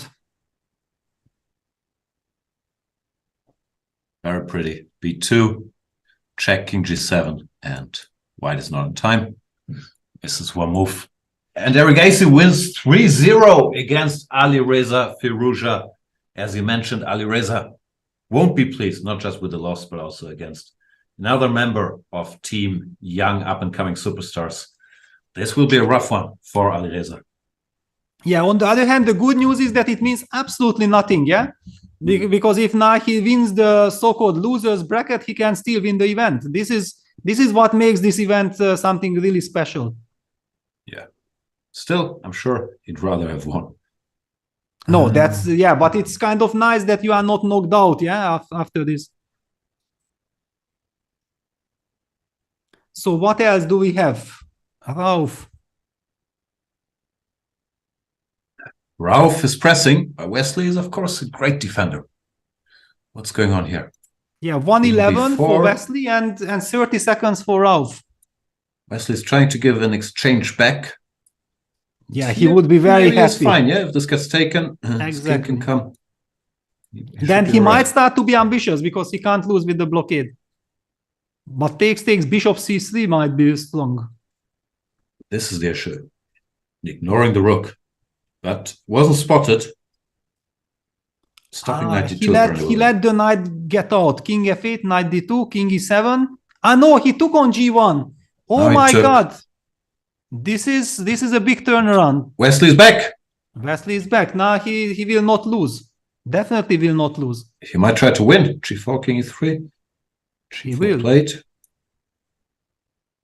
And Rauf down to 18 seconds. Oof. Wow, he will have to play some bishop, but okay, you are not sure yet. Yeah, king e5, king e3, it's getting scary. Now h4. h5, no, he's in trouble. h4, yeah. h5 is a threat. Oh, what a turnaround. Dramatic turnaround. And already winning according to +3 according to the engine, +4. Wow, knight c4 check is winning on the spot because you can't play king d5. No, but knight c4 check would have forced your king to e6 and then you even don't pressure the g4 pawn. Wow, h5. But now he gets h6. Yeah, no, that's 95 and domination. Oh. Wow, this will hurt. I mean, Rauf had this dominating 2 bishops and then he, for some reason, he picked up the rook. It was psychological. Now it's just over. He can't even free himself. King h7, f6, gf doesn't really help, and the white king will come either after this pawn or in here. Yeah, it's now white is pawn up and white is the one dominating. How can we now imagine that white was completely pegged there with king h1, rook g1, knight g3, nothing was moving. Yeah. Wesley's so dodging a bullet here. You can see on Rauf's face, things have not gone well. Yeah, he just cannot believe it, that how did this happen? I mean, I was dominating. My opponent couldn't make a single move, and what happened? Now Wesley will try to bring his king here. Rauf has to stop that by trying king f8, but it should not help. Yeah, knight d7 check, and then king e7. And king e7, and you can't take it. Okay, exactly. This is over. Now knight e5 takes h7, and game over. Well, it depends how sadistic you are, because okay, you have all the options in the world. Yeah, you can just take it. I mean, also there was a chance that you give knight f6 check, king h8, king f8, and then you maneuver your knight to take the pawn. It does not matter. You're enjoying this too much, the domination. Yeah, it's okay. Good knight against horrible construction. This king is f6, also very precise. He doesn't want to give this pawn. He's saying, okay, please make a move, then I'll take. And then I'll take here. And Rauf resigns from such a great position he had. That's tough for him. Let's have a quick look here. He's still much better. And queen b4, this was a good practical try. No, this he took, but now he took the rook, yeah, instead of bishop c3. Yeah, this was the key move, stopping knight d2. After knight e3, d2, this combination is still too strong. Yeah, just nothing moves, and then you bring the king. I mean, it just hopelessly lost. Yeah, but he somehow couldn't resist the rook. Sometimes it's a problem, no? Because we all grow up with a scale in our head. Rook is 5 points, bishop is 3 points. We're hardwired to capture these rooks. Even though I'm sure if Rauf had time to think here and has shown this position, bishop c3, d2, you can even pick up another pawn, run with the a pawn. You would say, of course, this is the way to go. Yeah, exactly. I can imagine if this is a friendly conversation, Rauf would tell me that, or tell anyone that I will never take this rook on g1. You can't move. Bishop c3, d2, I collect, bring the king, and you have to design. It just that suddenly the nerves. We have seen that his clock was ticking a little bit low. He knows that there is only 3 seconds increment. It's an additional pressure, and then suddenly out of nervousness, you take the rook on g1. And then Wesley knew exactly that he has the blockade. He cannot lose anymore. And suddenly he even has this G4, H4, H5 idea in the pocket. Yeah, Rauf did not understand how to, but how can you understand? Because the position is out of control suddenly. Yeah, the trend changed drastically. Tough for Rauf Mamedov. Looks like now Wesley, of course, in a great position. He's so solid to win this match. Takes the 2-1 lead. And correct me if I'm wrong, but all the other matches are over, right? So this will be our only match that reaches round 4. Carlsen cruised to victory after dodging a bullet there in the second game. Eric Gacy with another tour de force 3-0 versus Alireza. And Nakamura dominated Gukesh as well. Actually, do we know the result? How did that game finish? Because we know that, I mean, we know that Hikaru definitely won the match, but how did that game end? Draw. Draw, yeah? Mm-hmm.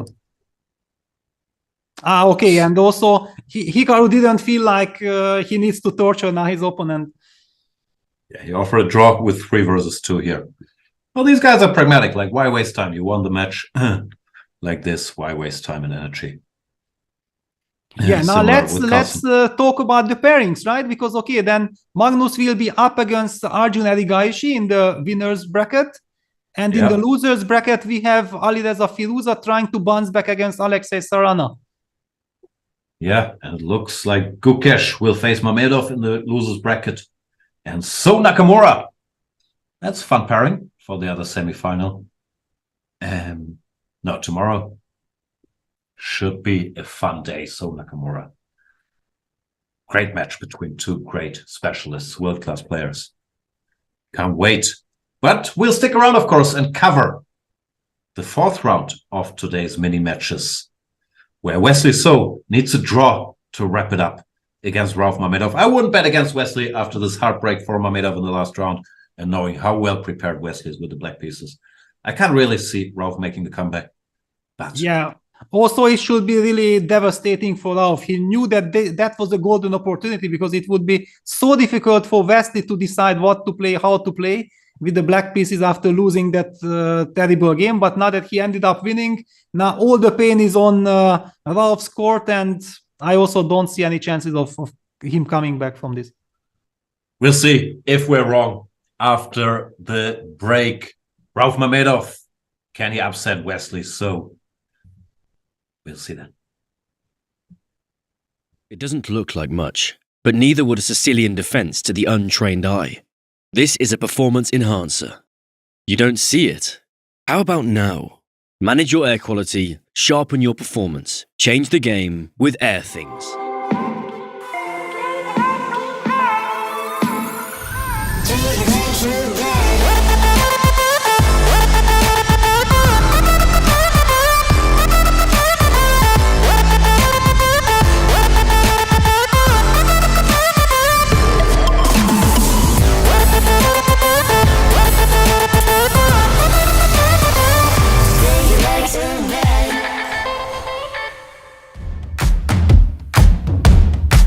This whole concept of just bulldozing the Black King, jumping in there with the Queen, and making sure the Rook comes in with a ladder mate is everything this chapter is about. Everything this chapter is about.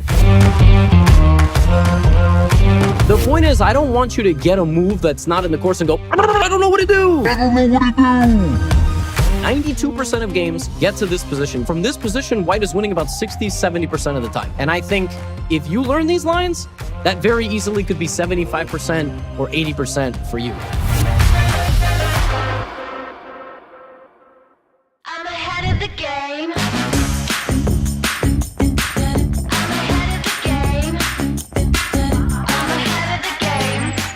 Well, the phone is always ringing. I'm caught up on the line. Got a string around my finger. Remember who am I? I'm a boss and I'm honestly off my rocker, but follow me. I'm ahead of the game. I'm ahead of the game. I'm only ever slinging. I'm working overtime. Got a song and I'm the singer, the melody, the vibe. I'm a prodigy. Logically, I'm impossibly wanted. Then they'll remember my name. They'll remember my name.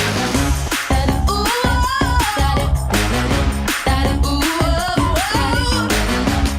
well, I'm ahead now. I'm ahead of the game. I'm ahead of the game. Ooh,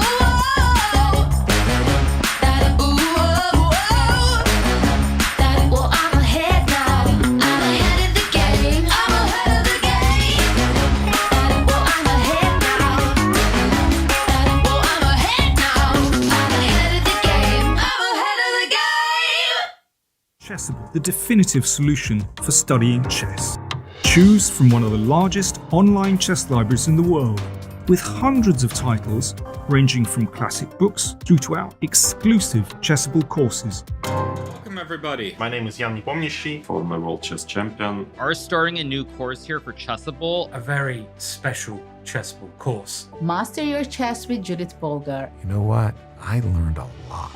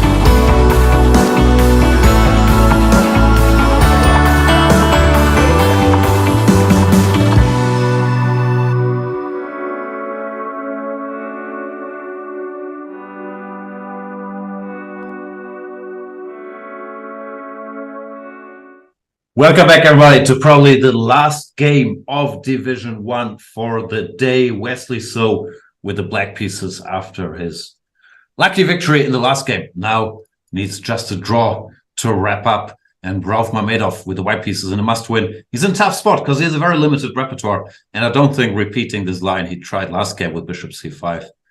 Or was it not? D4 ED is gonna work again. So he has to change it up. What does he have up his sleeve? He's not really the type to play D3 here. Yeah, well, but probably he will have to, yeah, because, okay, any kind of forced lines...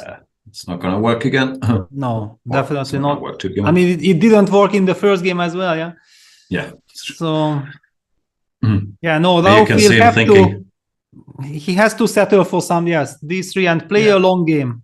What to do? Only chance. Here we are.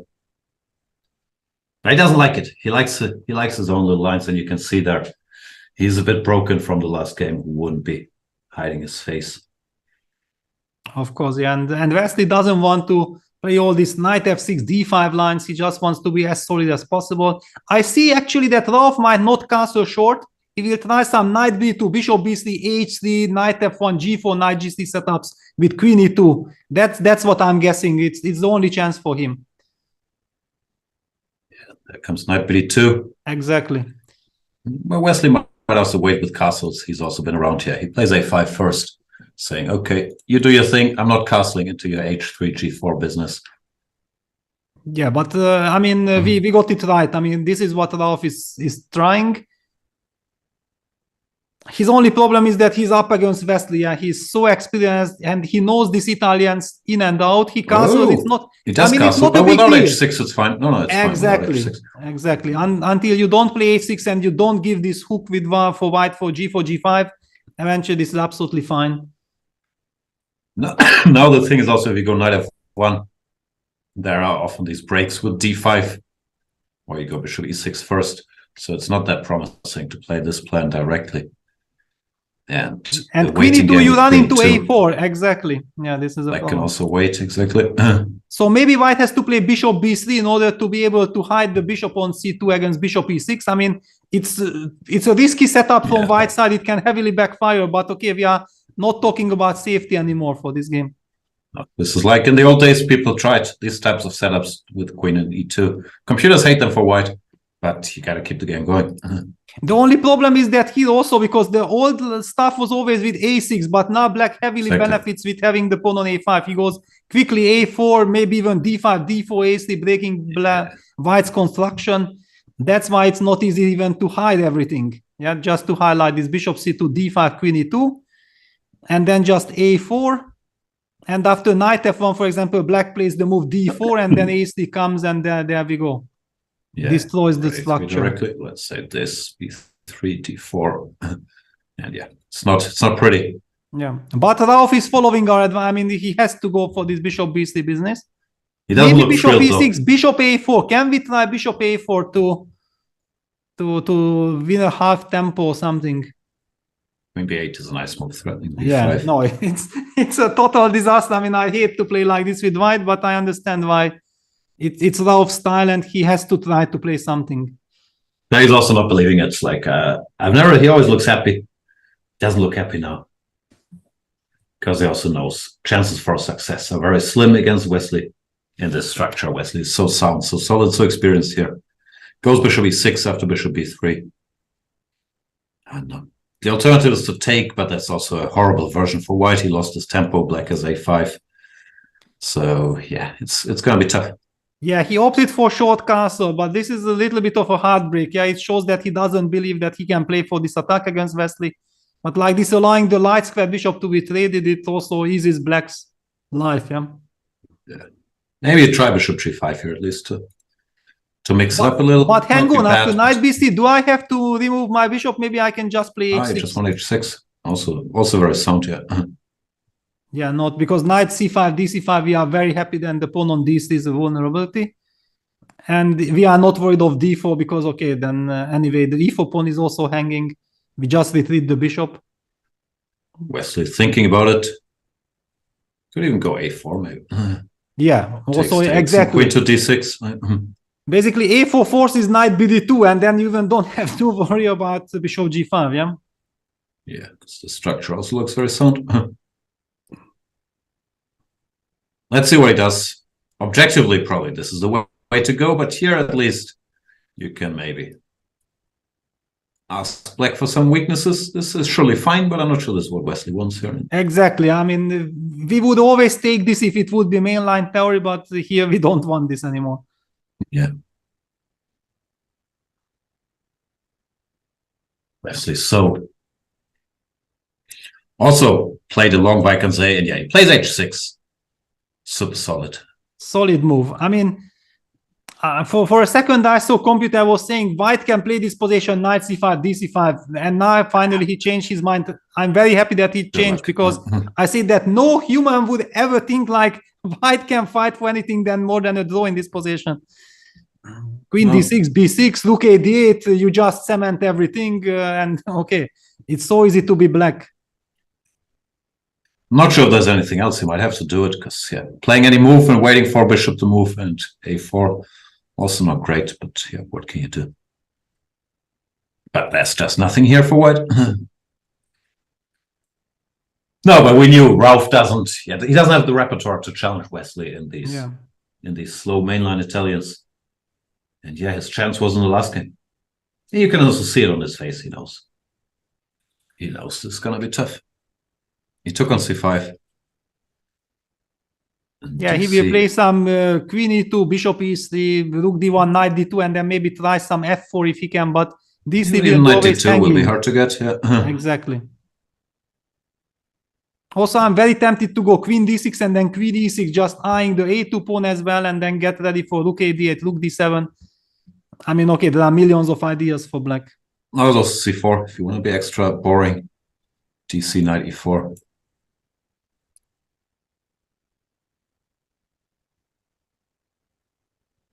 Wow, and I'm seeing that suddenly in the second division there might be an Armageddon game coming up between Kravtsev and Dubov. We can check that. Our position is not that exciting. Wesley played c4. Well, the match haven't started yet, but since the match is still going and the game 4 was in progress, I checked the result was actually Dubov bounce back in the third game, and then probably the fourth game had to end in a draw, and it just started the Armageddon game between Kravtsev and Dubov. Martin Kravtsev might not be a household name, but very, very strong Ukrainian player. And Dubov in an Armageddon, does he play? Does he play this? That's it's not an Armageddon. Yeah, it's like rapid time control. I mean, yeah, but rapid Armageddon, that white has 50 minutes. Actually, it's very important because the same regulation applied to our main division as well, that the players are bidding, yeah, and the bid is like white will have 15 minutes anyway, and black has to decide that how much time he's willing to sacrifice in order to be black and to have the draws. And by looking at this, that Dubov is with 11 minutes 24 seconds, probably he chose 11 minutes 30 seconds versus 15 minutes. Yeah.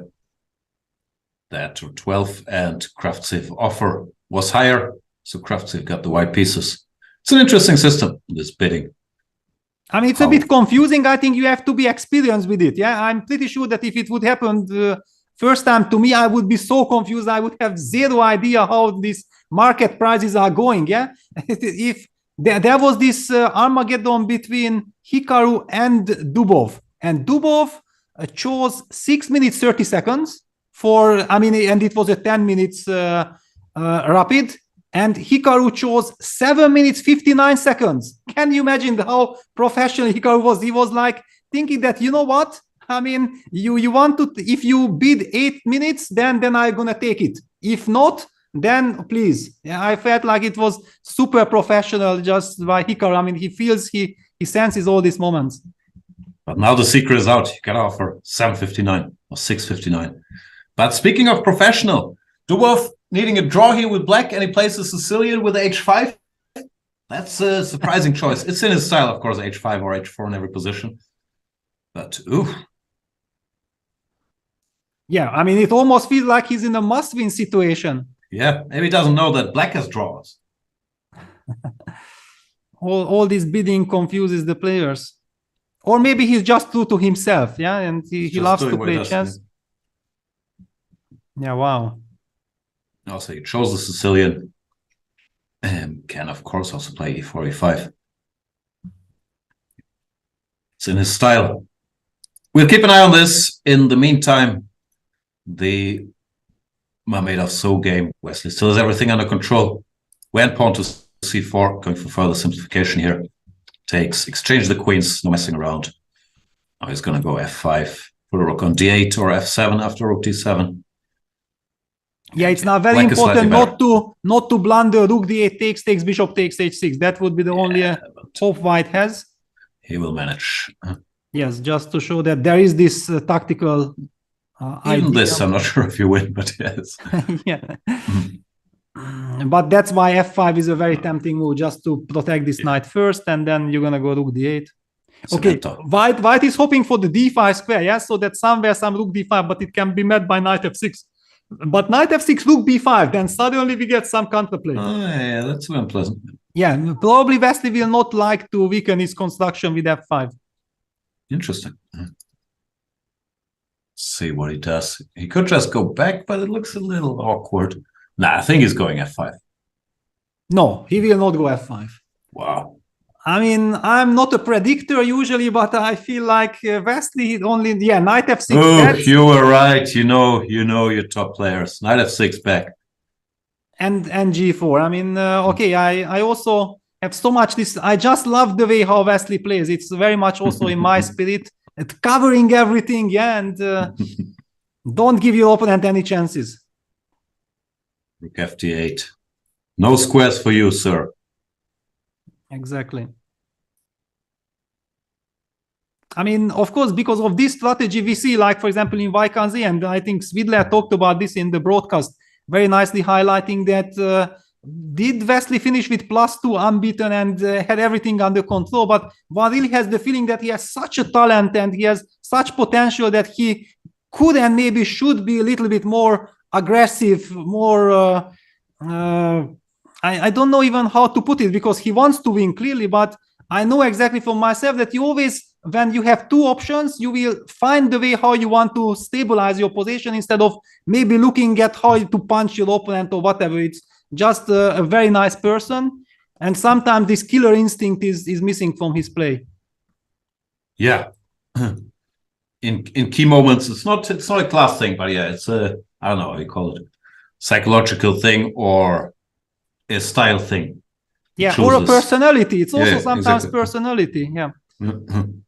He chooses the safe way, and clearly it works for him. But a lot needs to happen for him to win one of these super tournaments. He did it a bunch in a row in 2016, 2017. But also sometimes it feels a bit like once he has +2, he feels okay. Job is done with this score. I'll win some rating. I'll go home happily, and he doesn't push that much.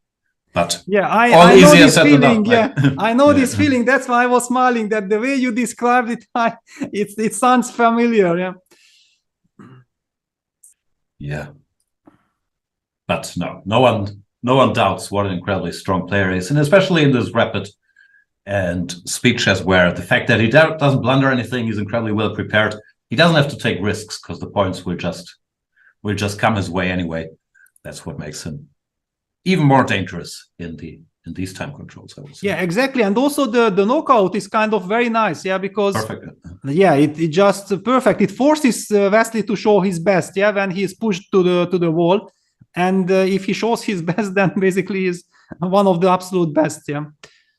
That's it. Rolf is fighting here, goes g5. After hg, he was bishop g5, hitting the pawn. Yeah, rook e8. I'm not sure if that's how you want to play, sort of giving up the file and allowing at least something. White is still not better. But okay, knight d4 is a bailout to make a draw. Yeah, it's kind of welcome. Yeah, it's not much there still. Yeah, I mean, the only thing what would scare me is some bishop f6 gf and the knight landing on f5 with knight h4, but I will always have knight e7, and also my king might come to e6. But hang on, he went knight h7. He didn't like this. Wow. And now gh, he's giving a pawn. He just wants okay, the ability over pawns. That's risky though. It's a pawn. No, he took after gh, g6, but this is why. Why would you do this? Now there are options. Knight g5. Wow, now Rolf is fighting. Oh, Rolf is waking up. You can see him nodding. Looked like he didn't believe. Now he believes. Knight h7. Maybe it's also, he saw the first bit of pressure, unpleasantness. He decided, no, he doesn't want it, but he paid maybe too high a price. Huh? Yeah, there was just nothing to be afraid of this. This knight is not doing very much. Like yeah, nothing. Rook d8 and then knight f5, king f8, followed by knight e7. I mean, okay, just nothing to worry about. And rook d2 is also coming. Yeah, he overreacted a little. Now Rolf has a chance. I can also see on my screen b4 is a move, also very tempting. If takes, rook b1. No, we might get some drama after all. Yeah, this is heating up, and b4 is also very much Rolf's style. Yeah, that he likes to create mess. He likes to create counterplay. Well, it's also anybody's style. No, this just looks like a good move. Yeah, but I mean, okay, you can also easily miss it. But what I meant that I don't think that Rolf will miss it. Yeah, he might. You know, his mindset is very much for moves like this. Yeah, he's looking for these chances. Yeah, now you can see on the board. Body language changed. He's focused. He plays b4, and Wesley all of a sudden in trouble. We jinxed him. All this praise he couldn't handle, and he went knight h7. Exactly. But I mean, okay, black should probably play f6. Yeah, just defend the position. Don't take ab. Get ready for b5, knight e7. If the knight lands on f5, it's f6 on the board. Yeah, he will. But now he's suffering. Rook b1 is also there. Yeah, rook b1 is there, but okay, b5, still b6. we can handle this. The big question that after rook b1, for example, then do we have the time to go king f7 and allow ba5, knight a5, rook b5? Is that a problem or not? I'm not sure. b5, no, b6. Okay, but if you go b5, then knight e7. Okay, then let me fight this. b6, c6. c6, yeah, and then you are trying to go with knight quickly to b3. That's the dream. Yeah, and then it's dangerous. Yeah, the knight is 2 squares. Yeah, if the knight would be on e6, it would be fine, but it's too far away. Wow, it's tempo move. Then probably after rook b1, we have to take on b4, which is a sad move, but probably we have to. Takes, and then king f7. I mean, okay, something like king f7.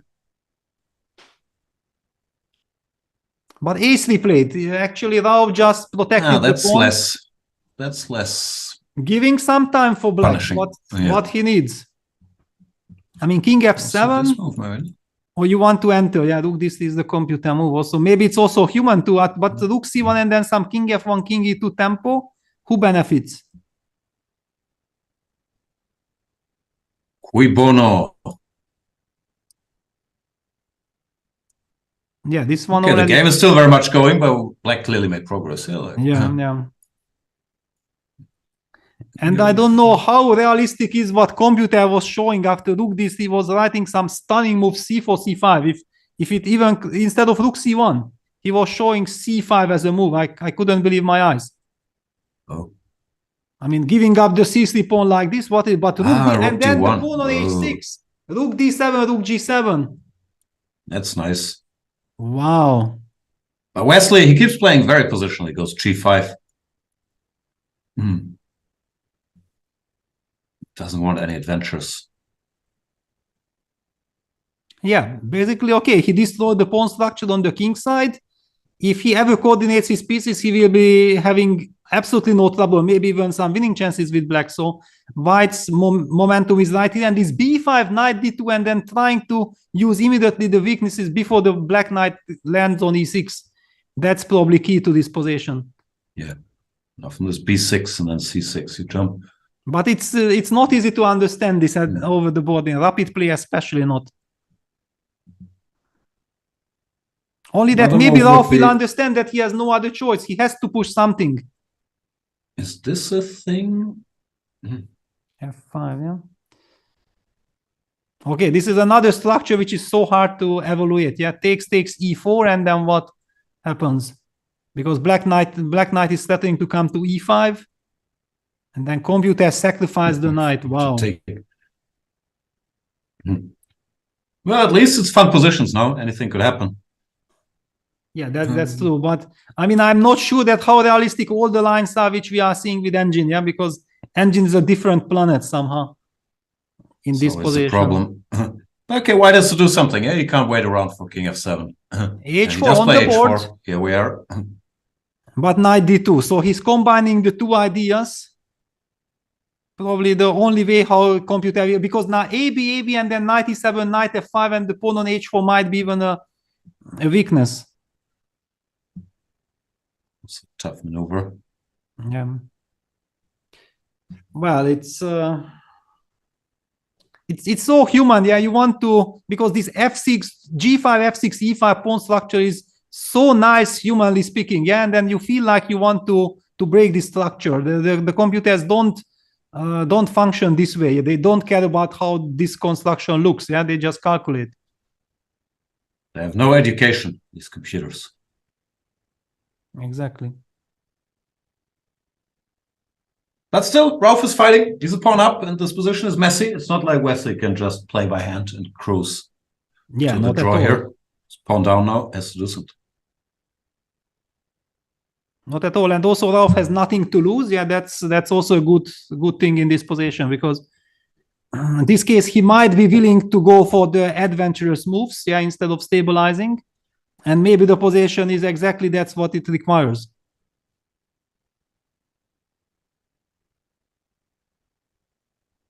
Wesley taking his time. Still has a bunch of time here.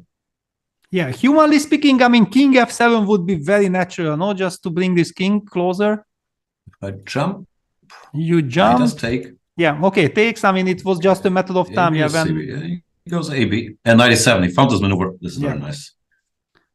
Immediately showing his class.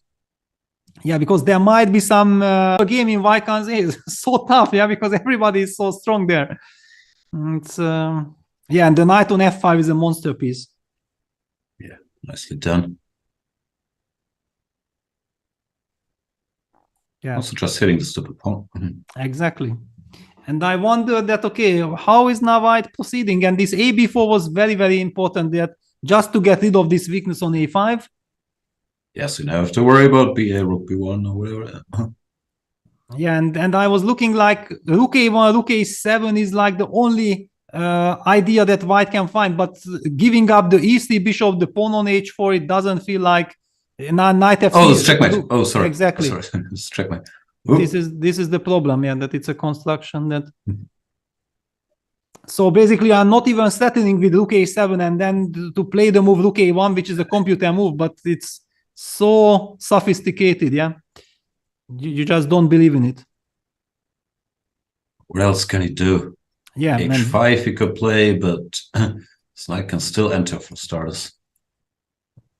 And there's also takes. And also the clock is ticking down. Yeah, 240.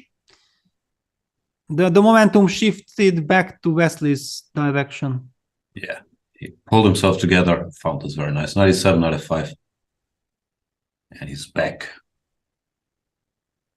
Some anxious moments, but things not out of control. And Ralph has to find the sequence, this. And now the quiet move king f1 to keep the game going somewhat. Yeah, that white needs to get the king to e2. It's so hard to believe in this. That's the problem. Does Ralph still believe? Yeah. This is always the problem, yeah, that he might just feel like, okay, actually everything that Wesley did, now when we look at this position, made perfect sense, yeah? And then from the white side, you might feel like, wow, I'm playing against someone who had foreseen all this, yeah? It's very difficult to believe that you have a chance. So you're telling me there's a chance? No, not really. I mean, I wouldn't believe in any chance here from the white side. I just love this pawn structure. F6, E5, G4, pawn structure. Knight on F5 is a monster. I would think that I have everything in perfect control. Meanwhile, the Armageddon, Zubov got his messy position, but is he happy in the second division? We don't know. Oh, but stuff's happening. Let's go back to our game du jour, because Ralph, maybe in desperation, sacrifices a piece on f6. Yeah, this is a desperate sacrifice. Yeah. Pinning, rook f8 or king f7. Day wants to take the pawn. At least he's active, but it's a piece. Yeah, and there are no connected pass pawns. Yeah, that's the problem. So you might capture quite a lot of pawns, but black will have the blockade. Don't feel that there is any danger here. Okay. I like it practically though, like everything else. Looked a bit sad. Now at least he gets to make some active moves and can hope for something. Yeah, maybe when this rook f8, this slightly mysterious computer move rook f8 makes a lot of sense, because rook takes e5, knight d7, we hit that rook, and then the knight from f5 covers the e7 anti-square. Then we might want to go king h7 and target the h6 pawn. Black is also able to play rook f7 if needed on the 7th rank. For the moment, it's not needed. And Wesley has played it, rook f8. Cemento. He's tough. He's tough.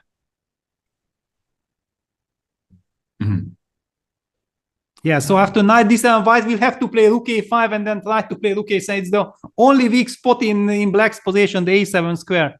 But then we can play rook b8 and then bishop f4 targeting the c7 pawn. That's the only chance.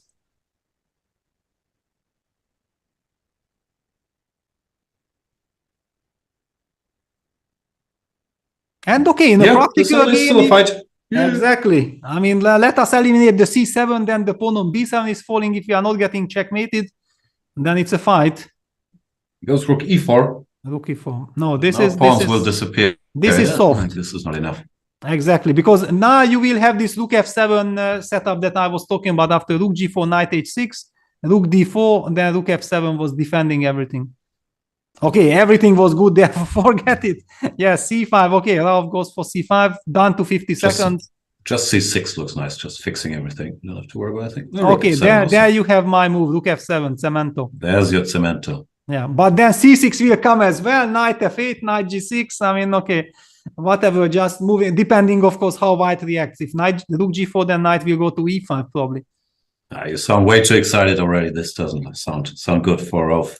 No, not at all. I mean, no real dangerous pawns. Black has these wonderful knights blockading on the light squares. No one can really disturb. Yeah, knight takes h6. You can't give up the bishop. You have to play probably rook e4, and then your favorite move c6. Yeah, just making sure nothing bad happens here. On paper, white is fine with the 3 pawns for the piece, but if the pawns don't move, only takes. Oh no! Okay, No! This looks hopeless. This just shows that Rauf is also broken, and it's understandable. I mean, what happened in the previous game that he just couldn't forget. I mean, the problem is that basically if Black would need to win this game, I believe that he has really serious winning chances to win this, but knowing that he only needs a draw, I mean, you are suddenly in a shock that what should I do in order to lose this? I'm not gonna do that.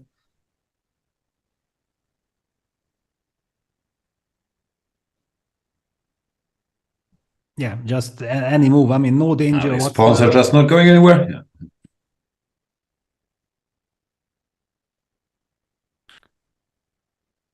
No, it's. I mean, we were following this game with engine, and there were all these moments. But I understand that Rauf never really believed that he had a chance here. No, at some point, I think he did win this. Well, he went for b4, but I mean, he followed it up with a soft AC, which means that he didn't really believe that he can do something immediate. Yeah.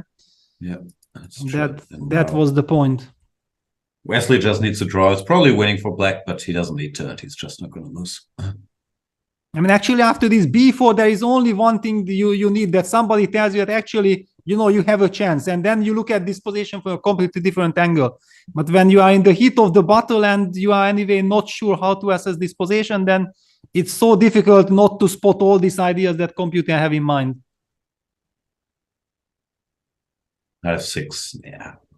Yeah, just not much to say. It's collecting. just okay, 795. No, the best white can hope for is all the pawns disappear and you make a draw with rook versus rook and knight. But and Dubov is losing. Dubov is losing. Wow. 2 pawns down. 2 pawns down. Kravtsev, Martin Kravtsev. I mean, people don't know him, but he's a big theoretical expert. He's the coach of the Ukrainian national team. Very strong player. I mean, just forget his rating. He's very dangerous. 2675. No, I mean here on this rating, yes, but I think he's now under 2600 or something like this. I was shocked because he's clearly a 2650 player for sure. Yeah, he's gonna win here. Rook c4, trying to play for the wrong colored endgame. That's winning. I've had this endgame before. Yes. This exact endgame. This is very winning. You shouldn't give this pawn. So better to play bishop f3. Yeah. Now you can push.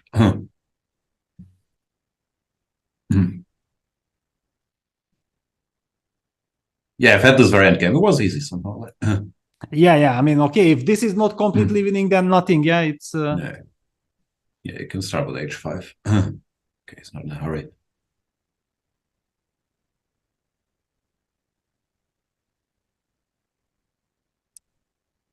He's not choosing the fastest way. Well, he can bring his king to e7 and then back. Well, or king also to e7 and then put Zugzwang, yeah, with king on e7, pawn on h5. Yeah. No, you can just do this. Sooner or later, like we'll run out of moves. Yeah. No, then the bishop comes to f7 and you go g6, or it's Zugzwang. That's it.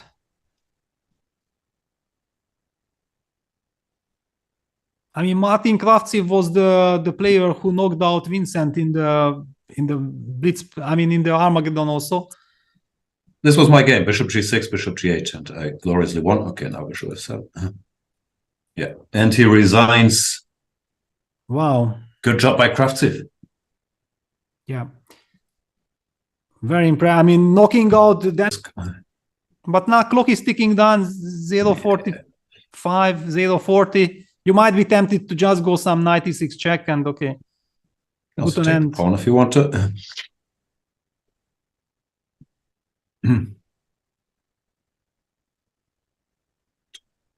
And look at Rauf. I mean, Rauf knows that why I'm sitting here, it does not depend on me. Yeah, it already depends on my opponent.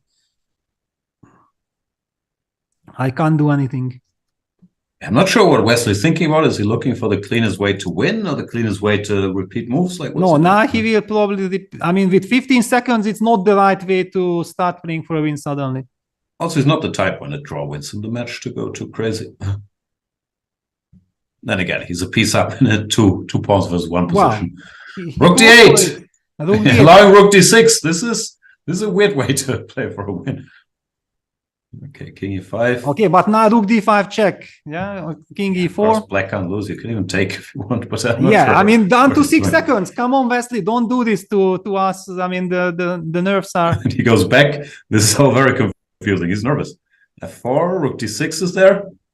But if you are nervous, why don't you force the draw? Rook d6. Yeah, I don't get it. I mean, he might get into trouble. Rook d6. I don't know what he's doing. And played. On the board. Yeah. Takes 96. Only move already. King e5, knight c5. For him, it's still fine.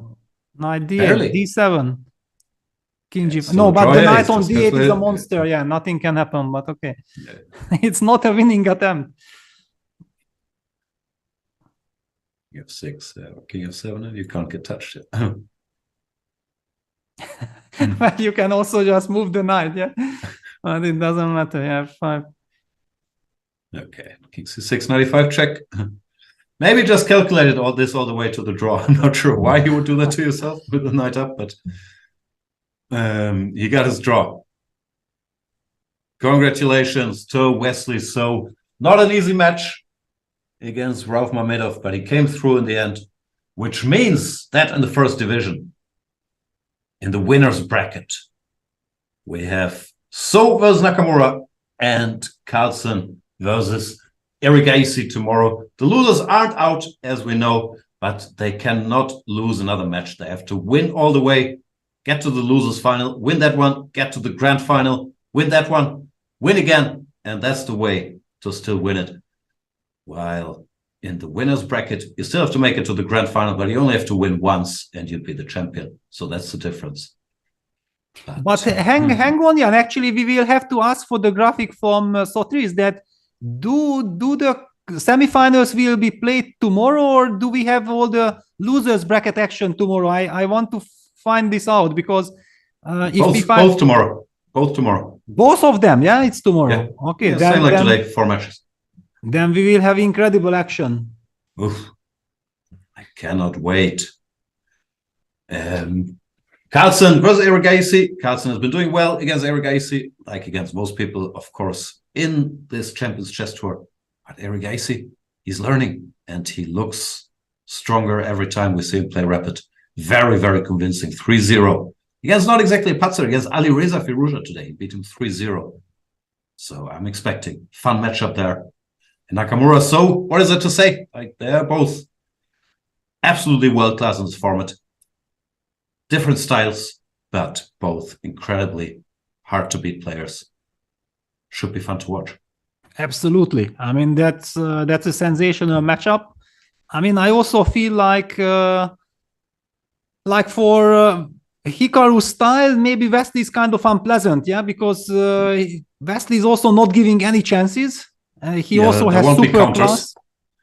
And he's super well prepared and then super tight. It's not an easy matchup, but of course, a lot of draws could always happen.